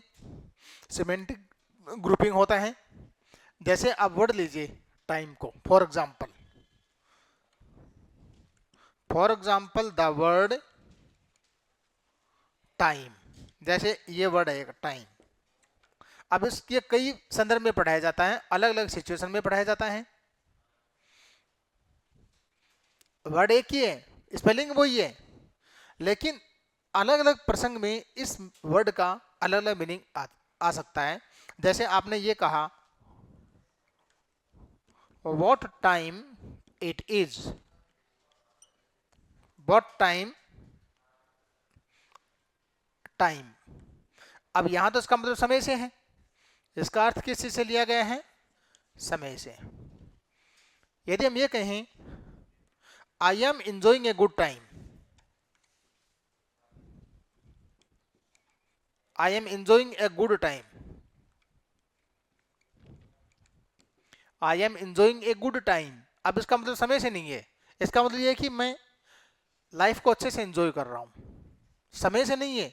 ये तो है घड़ी के समय से लिया गया इसका मतलब। तो व्हाट टाइम इज इट, समय क्या हो गया, ये तो घड़ी के टाइम से है, ठीक है। लेकिन I am enjoying a good time, इसका मतलब मेरा समय अच्छा चल रहा है, यहां घड़ी के समय से मतलब नहीं है, समझ गए। तो अब इसका मतलब अलग है, तो इसके और भी मीनिंग होते हैं टाइम के, ठीक है ना। जैसे now your time is over, अब आपका टाइम ओवर हो गया, यानी आपका गेम खत्म, समय से मतलब नहीं है, आपकी बाजी खत्म। It's my own time, you cheated me last year, now it's my own time. आपने लास्ट ईयर मुझे चीट किया, अब इट्स माई टाइम, अब मेरी बारी है। अब उसका मतलब समय से नहीं है, घड़ी के समय से मतलब नहीं है। तो ऐसे वर्ड्स जो होते हैं जो पर्टिकुलर कॉन्टेक्स्ट में पर्टिकुलर मीनिंग देते हैं, उन शब्दों को एक ग्रुप में पढ़ाना चाहिए, समझ गए ना। This is called semantic grouping. तो grouping is done on the basis of, grouping जो की जाती है, एक तो ये ध्यान रखिए, grouping is a part of grading. पहली बात, ग्रुपिंग होती है, ये ग्रेडिंग का एक पार्ट है, ठीक है। जब भी हम लैंग्वेज आइटम्स को ग्रेडिंग करते हैं, तो ग्रेडिंग करते समय हमें ग्रुपिंग बनाना चाहिए और ग्रुपिंग के अकॉर्डिंग उसको शब्दों को पढ़ाना चाहिए। ग्रुपिंग जब करेंगे तो आप सिमेंटिक ग्रुपिंग करेंगे, समान ध्वनि वाले शब्दों को एक साथ रखेंगे, ठीक है। समान कॉन्टेक्स्ट वाले शब्दों को आप एक साथ रखेंगे, ठीक है। लेक्सिकल ग्रुपिंग, जो कॉमन वर्ड्स होते हैं, ऐसे वर्ड्स जो कॉमन वर्ड्स होते हैं, ठीक है, जिसका मीनिंग लगभग एक जैसा होता है, जो एक ही परिस्थिति में काम आते हैं, ऐसे वर्ड्स उनको एक साथ रखते हैं, दैट इज कॉल्ड लेक्सिकल, ठीक है। फिर इसके बाद में जो ग्रुपिंग होती है वो ग्रुपिंग बाय सिमिलरिटी, ठीक है। सिमिलरिटी के आधार पर, यानी रूट वर्ड से संबंधित जो शब्द होते हैं उसको एक साथ लेते हैं, ठीक है। इसके बाद में जो ग्रुपिंग होती है, grouping is done on the basis of A association and A contrast, संबंध और विपरीत मीनिंग के अर्थ में भी ग्रुपिंग होती है, ठीक है। और एक क्या होता है, सेमेंटिक ग्रुपिंग। तो ग्रेडिंग है, grading is a part of A grouping, ठीक है। नेक्स्ट पॉइंट लिखिए, ये तो पॉइंट था आपका ग्रुपिंग रेंज में, इसमें जो ग्रेडिंग था उसके अंदर। बाकी और ग्रेडिंग में किस बात का ध्यान रखना चाहिए, जब भी लैंग्वेज आइटम्स को आप ग्रेडिंग करते हैं तो ये ध्यान रखिए कि जो सिंपल आइटम्स है उसको पहले पढ़ाइए आप, और जो कॉम्प्लेक्स है उसको बाद में पढ़ाएं। क्लास जब भी आप सेशन स्टार्ट करते हैं तो आप सबसे पहले हमें क्या पढ़ाना चाहिए, सिंपल आइटम्स हैं। आपने कुछ स्ट्रक्चर्स मान लीजिए सेट किए हैं कि मुझे इस पूरे साल में मुझे 15 स्ट्रक्चर पढ़ानी है और मुझे ये कम से कम ये 300 वर्ड्स मुझे पढ़ाने हैं बच्चों को। तो जो 15 स्ट्रक्चर जो आपने सेट की हैं, सिंटैक्टिक स्ट्रक्चर्स जो आपने लिए हैं, उसमें आप उसको सिंपल टू कॉम्प्लेक्स मूव करना है। पहले साधारण साधारण, उसके बाद जटिलता की ओर बढ़ना है। शब्दावली आपने ली है, छोटे बच्चे हैं तो ऐसे शब्द लीजिए पहले जो 3-3 वर्ड से, जैसे कट, हट, बैट, ठीक है, डॉग, जो 3-3 लेटर से मिलकर के एक शब्द बनता है। उसके बाद में अगले महीने आप वो लीजिए जो 4 लेटर से मिलकर बनता है, फिर और बढ़ा लीजिए।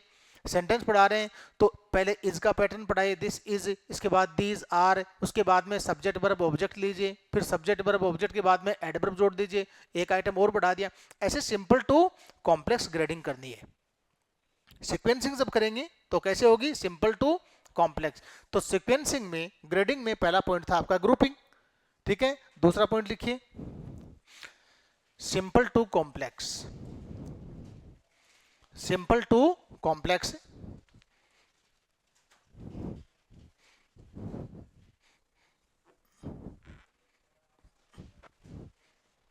देखो grading, grading of language items, grading of language items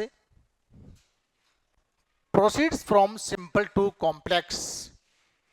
Grading of language items,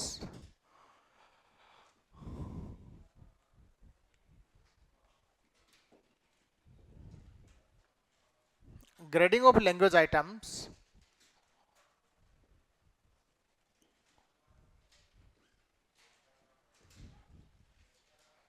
grading of language items proceeds from simple to complex.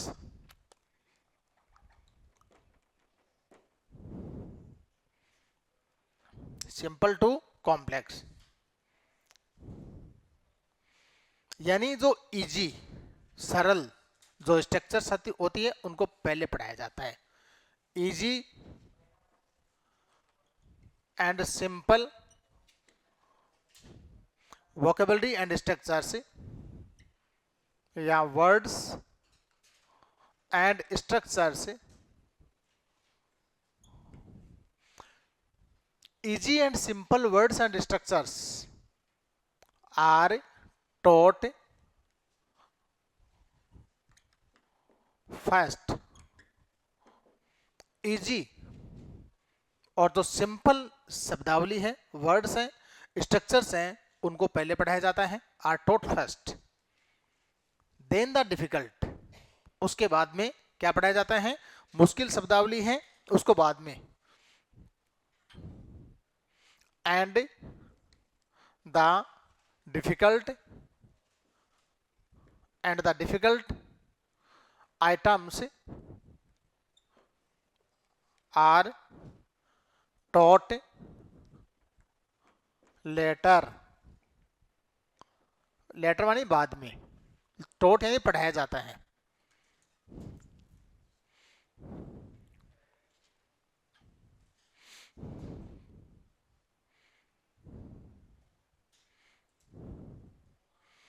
इसके बाद में है टीचेबिलिटी, यह दूसरा पॉइंट है।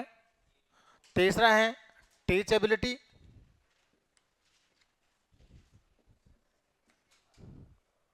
Teachability and लर्नेबिलिटी।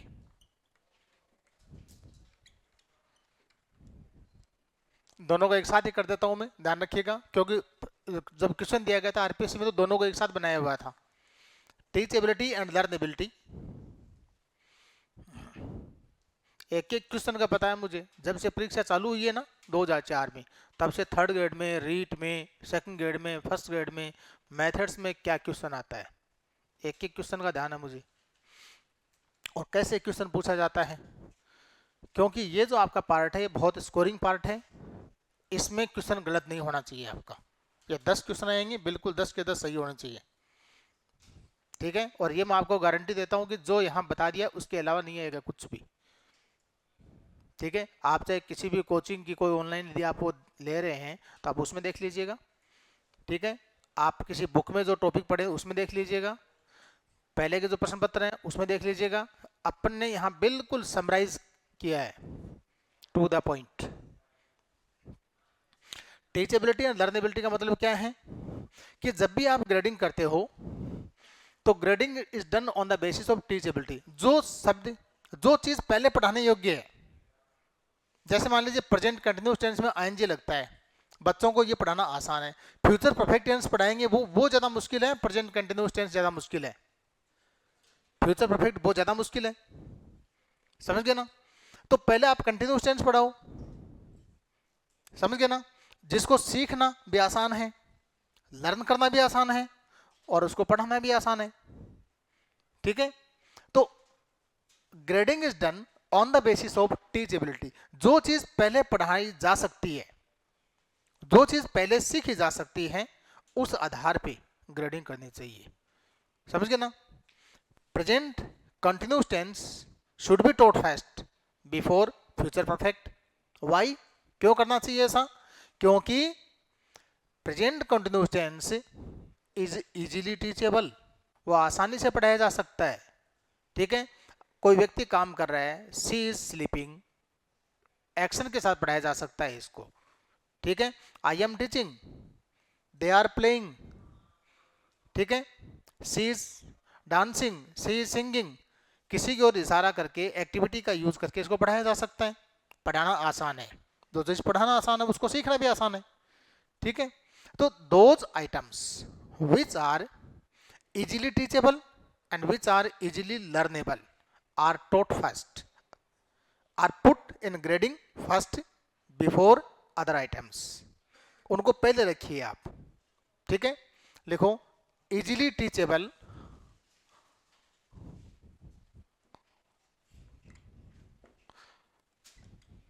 and learnable easily teachable and learnable items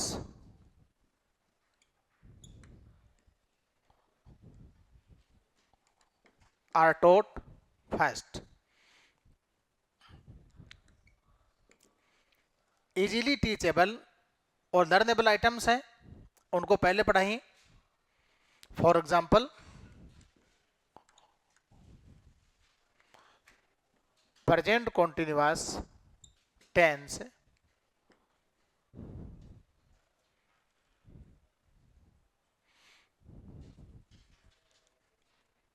should be taught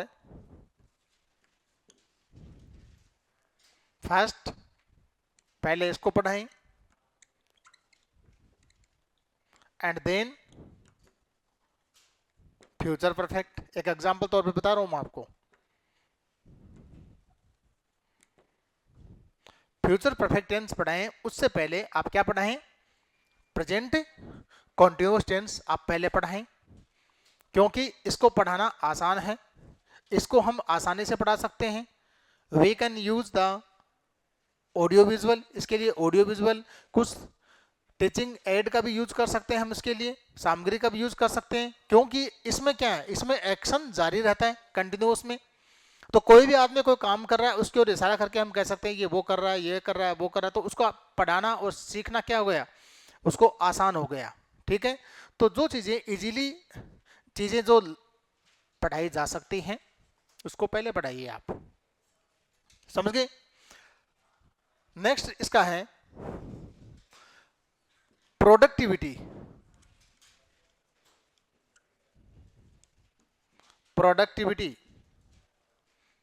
productivity आप ऐसी structures पढ़ाइए कि एक स्ट्रक्चर से कई मीनिंग, कई स्ट्रक्चर पैदा किए जा सकें, एक ही स्ट्रक्चर आप लेंगे तो उसके अंदर ज़्यादा से ज़्यादा शब्दावली उसके अंदर समाहित हो सके।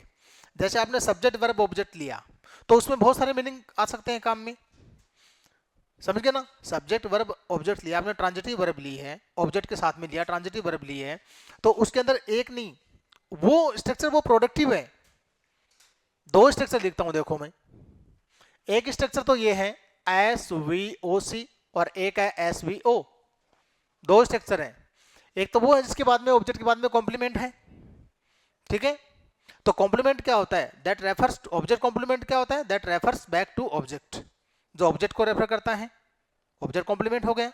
जैसे मान लीजिए ये है, she named her daughter Dolly, उसने अपनी बेटी का नाम रखा डॉली, तो दोनों एक ही तो है, डॉटर और डॉली दोनों एक ही तो आदमी है ना, तो ये तो ऑब्जेक्ट हो गया, और तो ये क्या है, कॉम्प्लीमेंट है, ठीक है। We elected mister Modi our PM, हमने मिस्टर मोदी को इलेक्ट किया, क्या इलेक्ट किया, हमारा पीएम, तो दोनों आदमी एक ही तो है, तो ये तो ऑब्जेक्ट है, ये क्या है, ऑब्जेक्ट कॉम्प्लीमेंट है। We appointed him, we appointed him chairman, हमने उसको अपॉइंट किया चेयरमैन, तो ये है एक ही तो आदमी है, तो पैटर्न क्या हुआ इसका, SVO और C, वर्ब तो सब में ट्रांजिटिव है, ठीक है। एक तो ये पैटर्न है, ठीक है। इसके बाद एक पैटर्न होता है SVOO, डबल ऑब्जेक्ट का होता है। जैसे ही गेव मी सम मनी,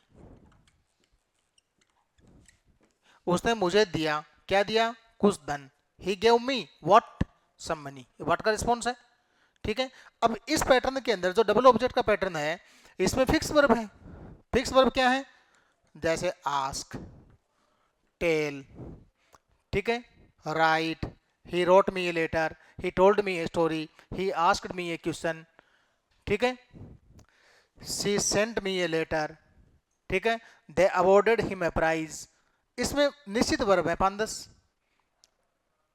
इससे भी कम वर्ब किस में है, SVOC के अंदर है, इस पैटर्न में है, क्योंकि इसके अंदर वर्ब क्या होंगे, जैसे अपॉइंट है, इलेक्ट है, सेलेक्ट है, नॉमिनेट है, ठीक है, नेम है, इसमें निश्चित वर्ब है।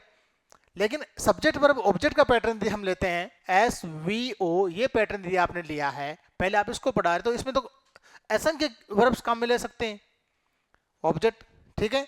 आई लर्न माई लेसन, ठीक है, he is teaching English, we are learning lesson, they are playing football, इसमें तो खूब सारे वर्ब्स आ सकती हैं। तो 3 पैटर्न आपके पास में, एक तो SVO, दूसरा है SVOO और तीसरा है SVOC, 3 पैटर्न है। ये ज्यादा प्रोडक्टिव है, ये इससे कम प्रोडक्टिव है, ये इससे भी कम प्रोडक्टिव है, समझ गए ना। तो प्रोडक्टिविटी के आधार के ऊपर भी आपको लैंग्वेज आइटम को सिलेक्ट करना चाहिए। The structures which are more productive should be taught first. पहले बच्चे को आप ये सिखाओ, सब्जेक्ट वर्ब ऑब्जेक्ट का पैटर्न सिखाओ।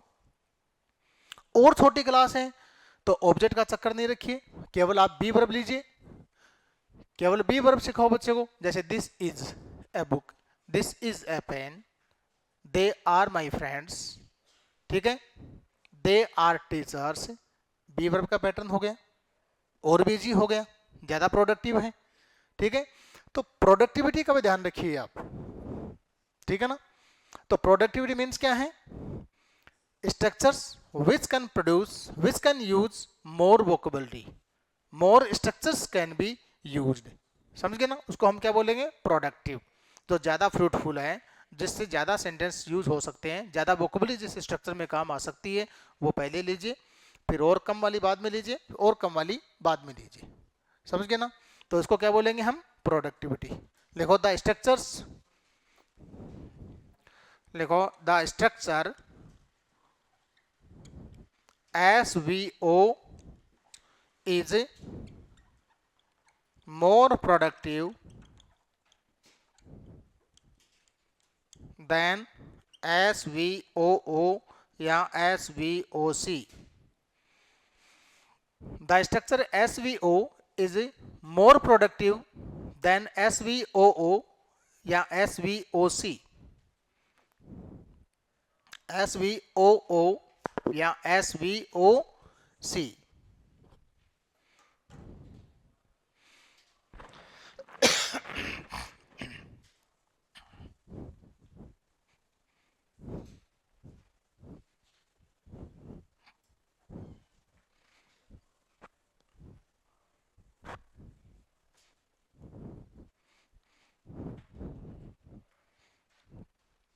क्वेश्चन जो आरपीएससी में आया हुआ वो क्वेश्चन लिखो.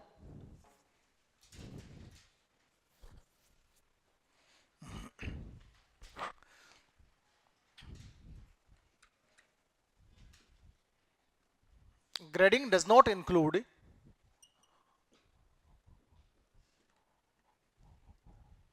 grading does not include grading does not include. पहला था, ये क्वेश्चन भी लिख लीजिए. Grading does not include. Grading does not include. Grading में शामिल नहीं है. ठीक है. सिंपल टू कॉम्प्लेक्स नाम नहीं दिया हुआ था, सिंप्लिसिटी नाम दिया हुआ था, एक ही बात है. ठीक है. सिंपल टू कॉम्प्लेक्स लिखो या सिंप्लिसिटी नाम दिया हुआ था ऑप्शन में. Simplicity, teachability and लर्नेबिलिटी.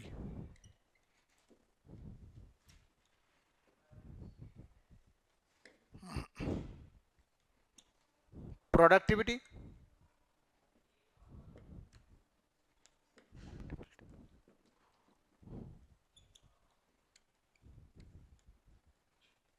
ये नाम दिया हुआ था एक फॉर्मिडेबिलिटी.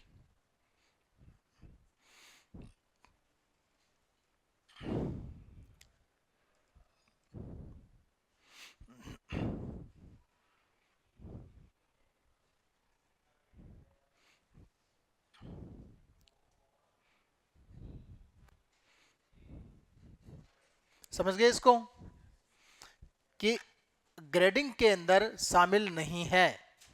तो तीन चीजें शामिल हैं, लेकिन फॉर्मिडेबिलिटी है, ये वर्ड जरूर इसमें मिलता जुलता है. लास्ट में इसमें भी आईटी लगा हुआ है, लेकिन आईटी वाई लगने से ही आंसर थोड़ी बन गया. ये था आपका प्रिंसिपल ऑफ ग्रेडिंग. कुछ और भी सिद्धांत हैं, लिखिए. Mother tongue should be use at the initial stage. शुरू की स्टेज में मदर टंग का यूज होना चाहिए. Mother tongue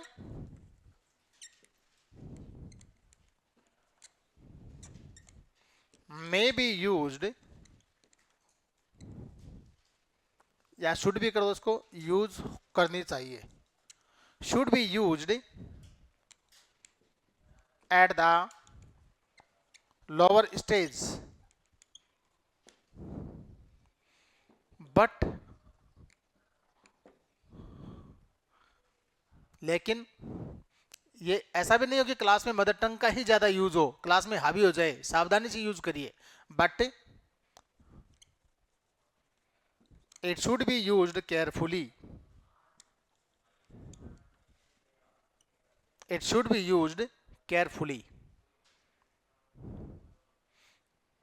it should not dominate the class. Class में हावी नहीं होनी चाहिए. मदर टंग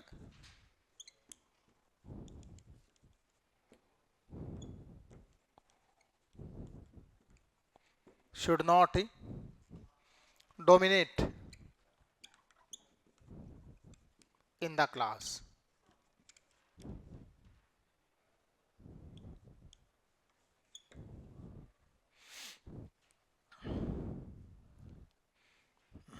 मदर टंग है, क्लासरूम में डोमिनेट नहीं होनी चाहिए. टीचिंग की जो यूनिट है वो क्या होनी चाहिए? Sentence. Sentence should be the unit of teaching. Sentence should be the unit of teaching.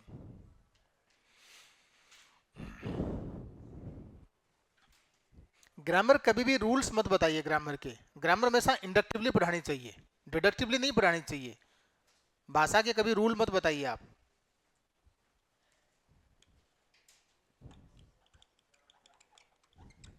Grammar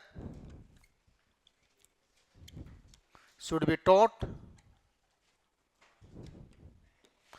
inductively. Grammar should be taught inductively, डिडक्टिवली नहीं पढ़ानी चाहिए। Grammar should be taught inductively.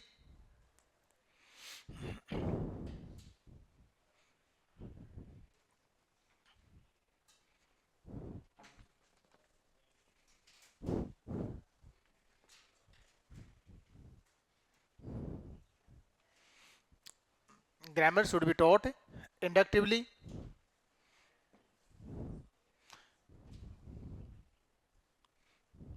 Grammatical rules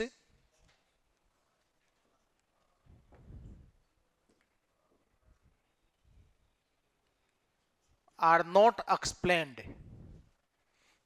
Grammatical rules are not explained.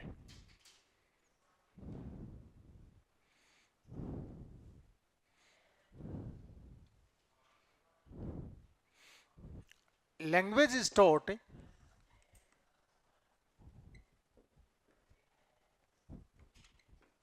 according to use. Language is taught as it is used.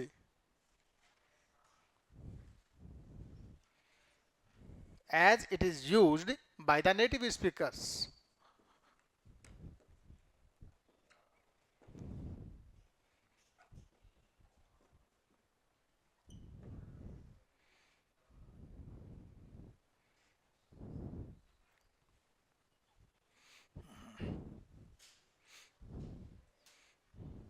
Language is taught as it is used by the native speakers. जहां भाषा जैसी बोली जाती है उसको वैसा ही पढ़ाया जाता है, नियमों के अनुसार नहीं पढ़ाया जाता है कि यहाँ ये टेंस आएगा ये आएगा, ऐसे नहीं है। Not according to rule. Language is taught not according to rule but according to use.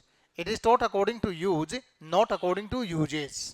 Uses के अकॉर्डिंग नहीं पढ़ाई जाती है बट यूज के अकॉर्डिंग पढ़ाई जाती है, कि जैसे लैंग्वेज जहां काम आती है उसको उसके अकॉर्डिंग पढ़ाते हैं। नियमों के अनुसार कभी भी नहीं पढ़ाई जाती है। ग्रामर के रूल्स कभी नहीं सिखाए जाते हैं। ग्रामर हमेशा साथ साथ पढ़ाई जाती है, इंडक्टिवली पढ़ाई जाती है। ग्रामेटिकल रूल्स कभी नहीं पढ़ाए जाते हैं, ठीक है ना। यानी teaching proceeds from inductive to deductive, न कि डिडक्टिव टू इंडक्टिव। डिडक्टिव में क्या होता है, नियम बताए जाते हैं, आपको पता है, ठीक है। डिडक्टिव टीचिंग को अवॉइड किया जाता है। डिडक्टिव टीचिंग में रूल्स सिखाए जाते हैं, रटवाए जाते हैं, उसके बाद में एग्जाम्पल दिए जाते हैं। इंडक्टिव में क्या होता है कि एग्जाम्पल्स टू रूल्स, ठीक है, ये आपको पता है। तो लैंग्वेज में आप इस चीज का, ग्रामर में आप इस चीज का ध्यान रखेंगे, ठीक है ना। फिर लैंग्वेज जब भी पढ़ाई जाती है एक प्रॉपर सिचुएशन में पढ़ाई जाती है, ठीक है। Teaching is done in a proper situation. देखो, language is taught, language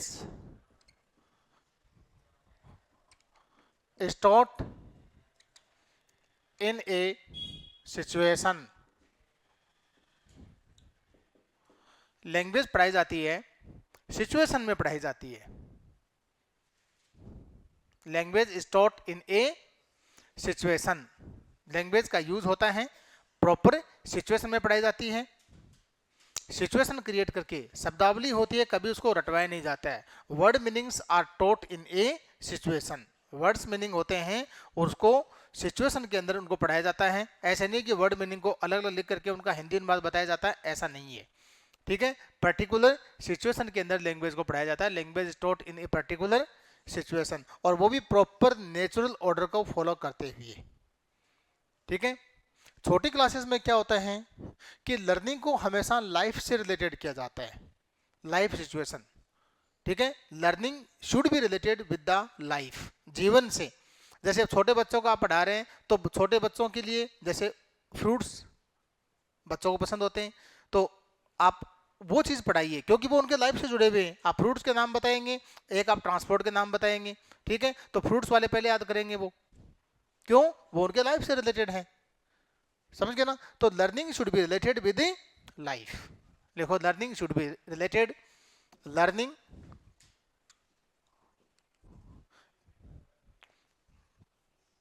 should be related with the life of the learners, with the life of the learners. Learning should be related with the life of the learners. Learners के जो life है उससे learning को relate करना चाहिए, ठीक है। इसके बाद में कोरल रिपीटेशन, समूह में रिपीटेशन करवाना, कोरल रिपीटेशन बोलते हैं इसको। कोरल रिपीटेशन इज प्रेफर्ड,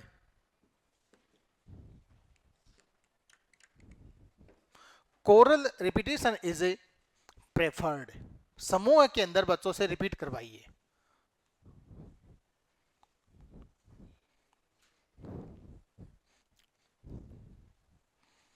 तो ये क्या है, ये प्रैक्टिस हो गई ना। कोरल में आप रिपीटेशन करवाएंगे, तो मैंने आपको शुरू में आपको बताया था कि प्रैक्टिस जरूरी है, ठीक है ना। बच्चे बार बार रिपीट करेंगे तो क्या होगा, वो प्रैक्टिस होगी ना उससे, ठीक है। फिर इसमें हम इस चीज का ध्यान रखते हैं लर्निंग में कि बच्चों से आप लैंग्वेज को कभी इस भाषण मत दीजिए, बच्चों से खुद से काम करवाइए।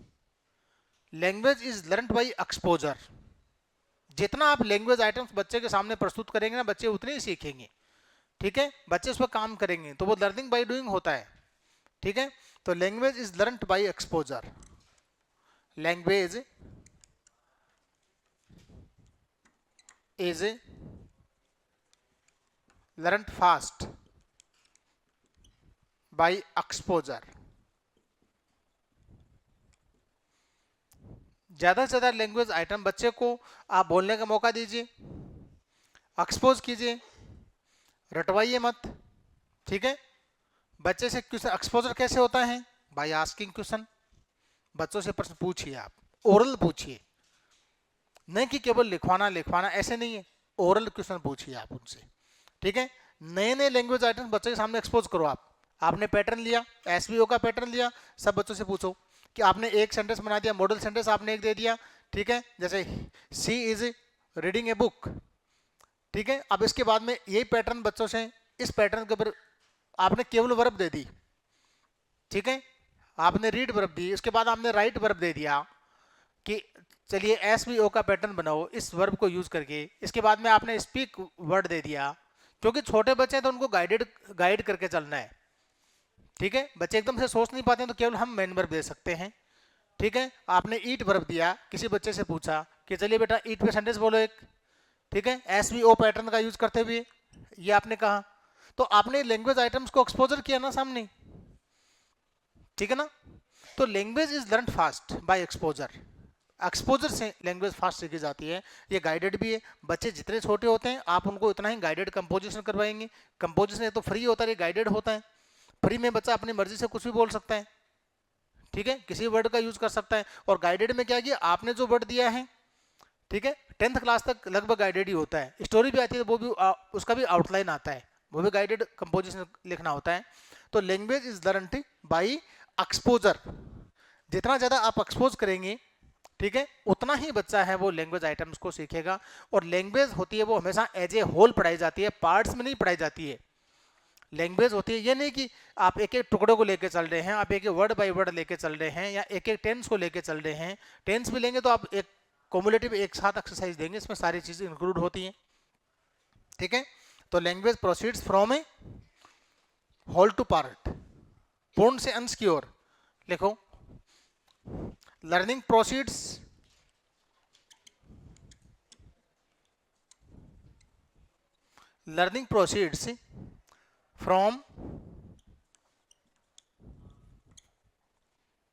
from whole to part from whole to part. Learning proceeds, learning proceeds होती है किधर होती है, from whole to part, from inductive to deductive,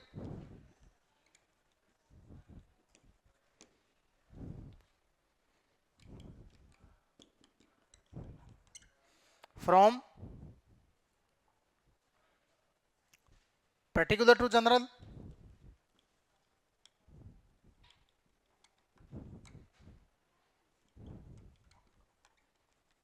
from particular to general. क्योंकि जनरलाइजेशन बाद में किया जाता है, बच्चों को कुछ एग्जाम्पल देते हैं हम, ठीक है, और उन एग्जाम्पल्स के आधार पर बच्चा एक सामान्य जनरल रूल बना लेता है।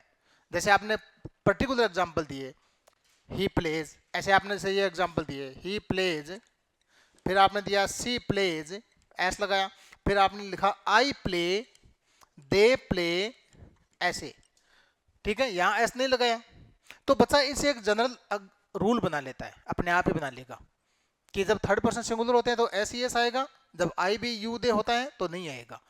तो आपने पर्टिकुलर एग्जांपल दिए, इससे एक सामान्य जनरल रूल बच्चे ने खुद ने बनाया है। तो इस तरीके से होने चाहिए, नहीं कि आप पहले जाते ही क्लास में उनको पढ़ाएं कि प्रेजेंट इंडेफिनिट में लिखो, एक वचन के साथ एस ही एस आता है, बहुवचन के साथ नहीं आता है, इसमें डू डज आता है, इसके साथ डज आएगा, इसके साथ डू, ये रूल नहीं, ये भाषण नहीं देना है, आपको पर्टिकुलर एग्जाम्पल्स देने हैं। तो सामान्य रूल, जनरल रूल बच्चा अपने आप ड्रा कर लेता है उससे। तो a teaching, good teaching should proceed from particular to general, समझ गए ना। एज ए होल पढ़ाना है, होल टू पार्ट होती है, इंडक्टिव टू डिडक्टिव होती है, और बच्चों को पहले आपको उसके पूर्व ज्ञान का थोड़ा सा आकलन जरूर करना है। जब भी आप प्रेजेंटेशन करते हैं तो प्रेजेंटेशन में किस चीज का ध्यान रखेंगे, लिखो,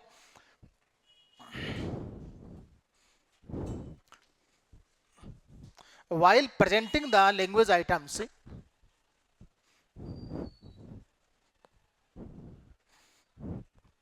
presentation,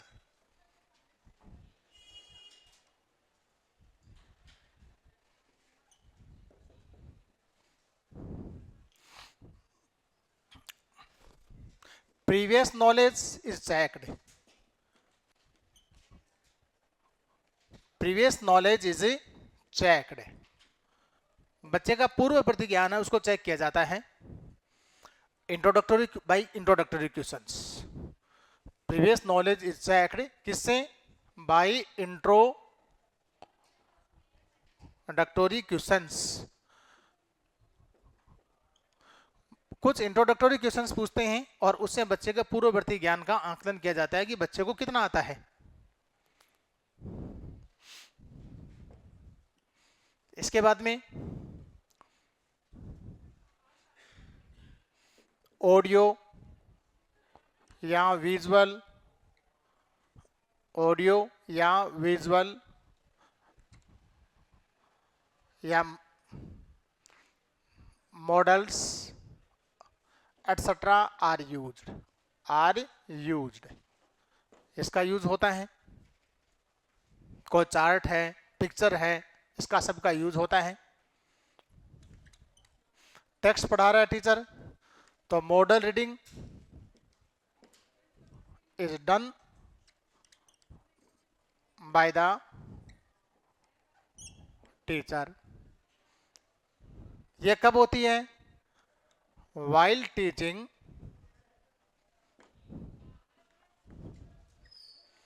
प्रोज एंड पोइट्री। जब प्रोज पढ़ा रहे हैं या पोइट्री पढ़ा रहे हैं तो टीचर क्या करता है, मॉडल रीडिंग करता है। जब भी टीचर प्रोज या पोइट्री पढ़ाता है तो वह मॉडल रीडिंग करता है, ठीक है।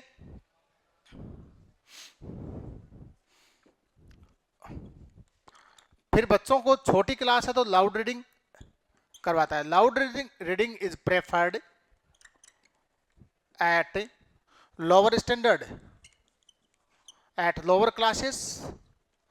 छोटी क्लासेस हैं तो लाउड रीडिंग, छोटे बच्चों से कभी साइलेंट रीडिंग मत करवाइए। बड़े बच्चे हैं तो लाउड रीडिंग नहीं, silent reading. Loud reading is preferred at lower classes और silent reading is preferred at higher level होता है तो साइलेंट रीडिंग प्रेफर होती है। तो ये आपका टॉपिक कंप्लीट हो गया है, देख लीजिएगा इसको, ठीक है। कल अपन लेंगे CLT।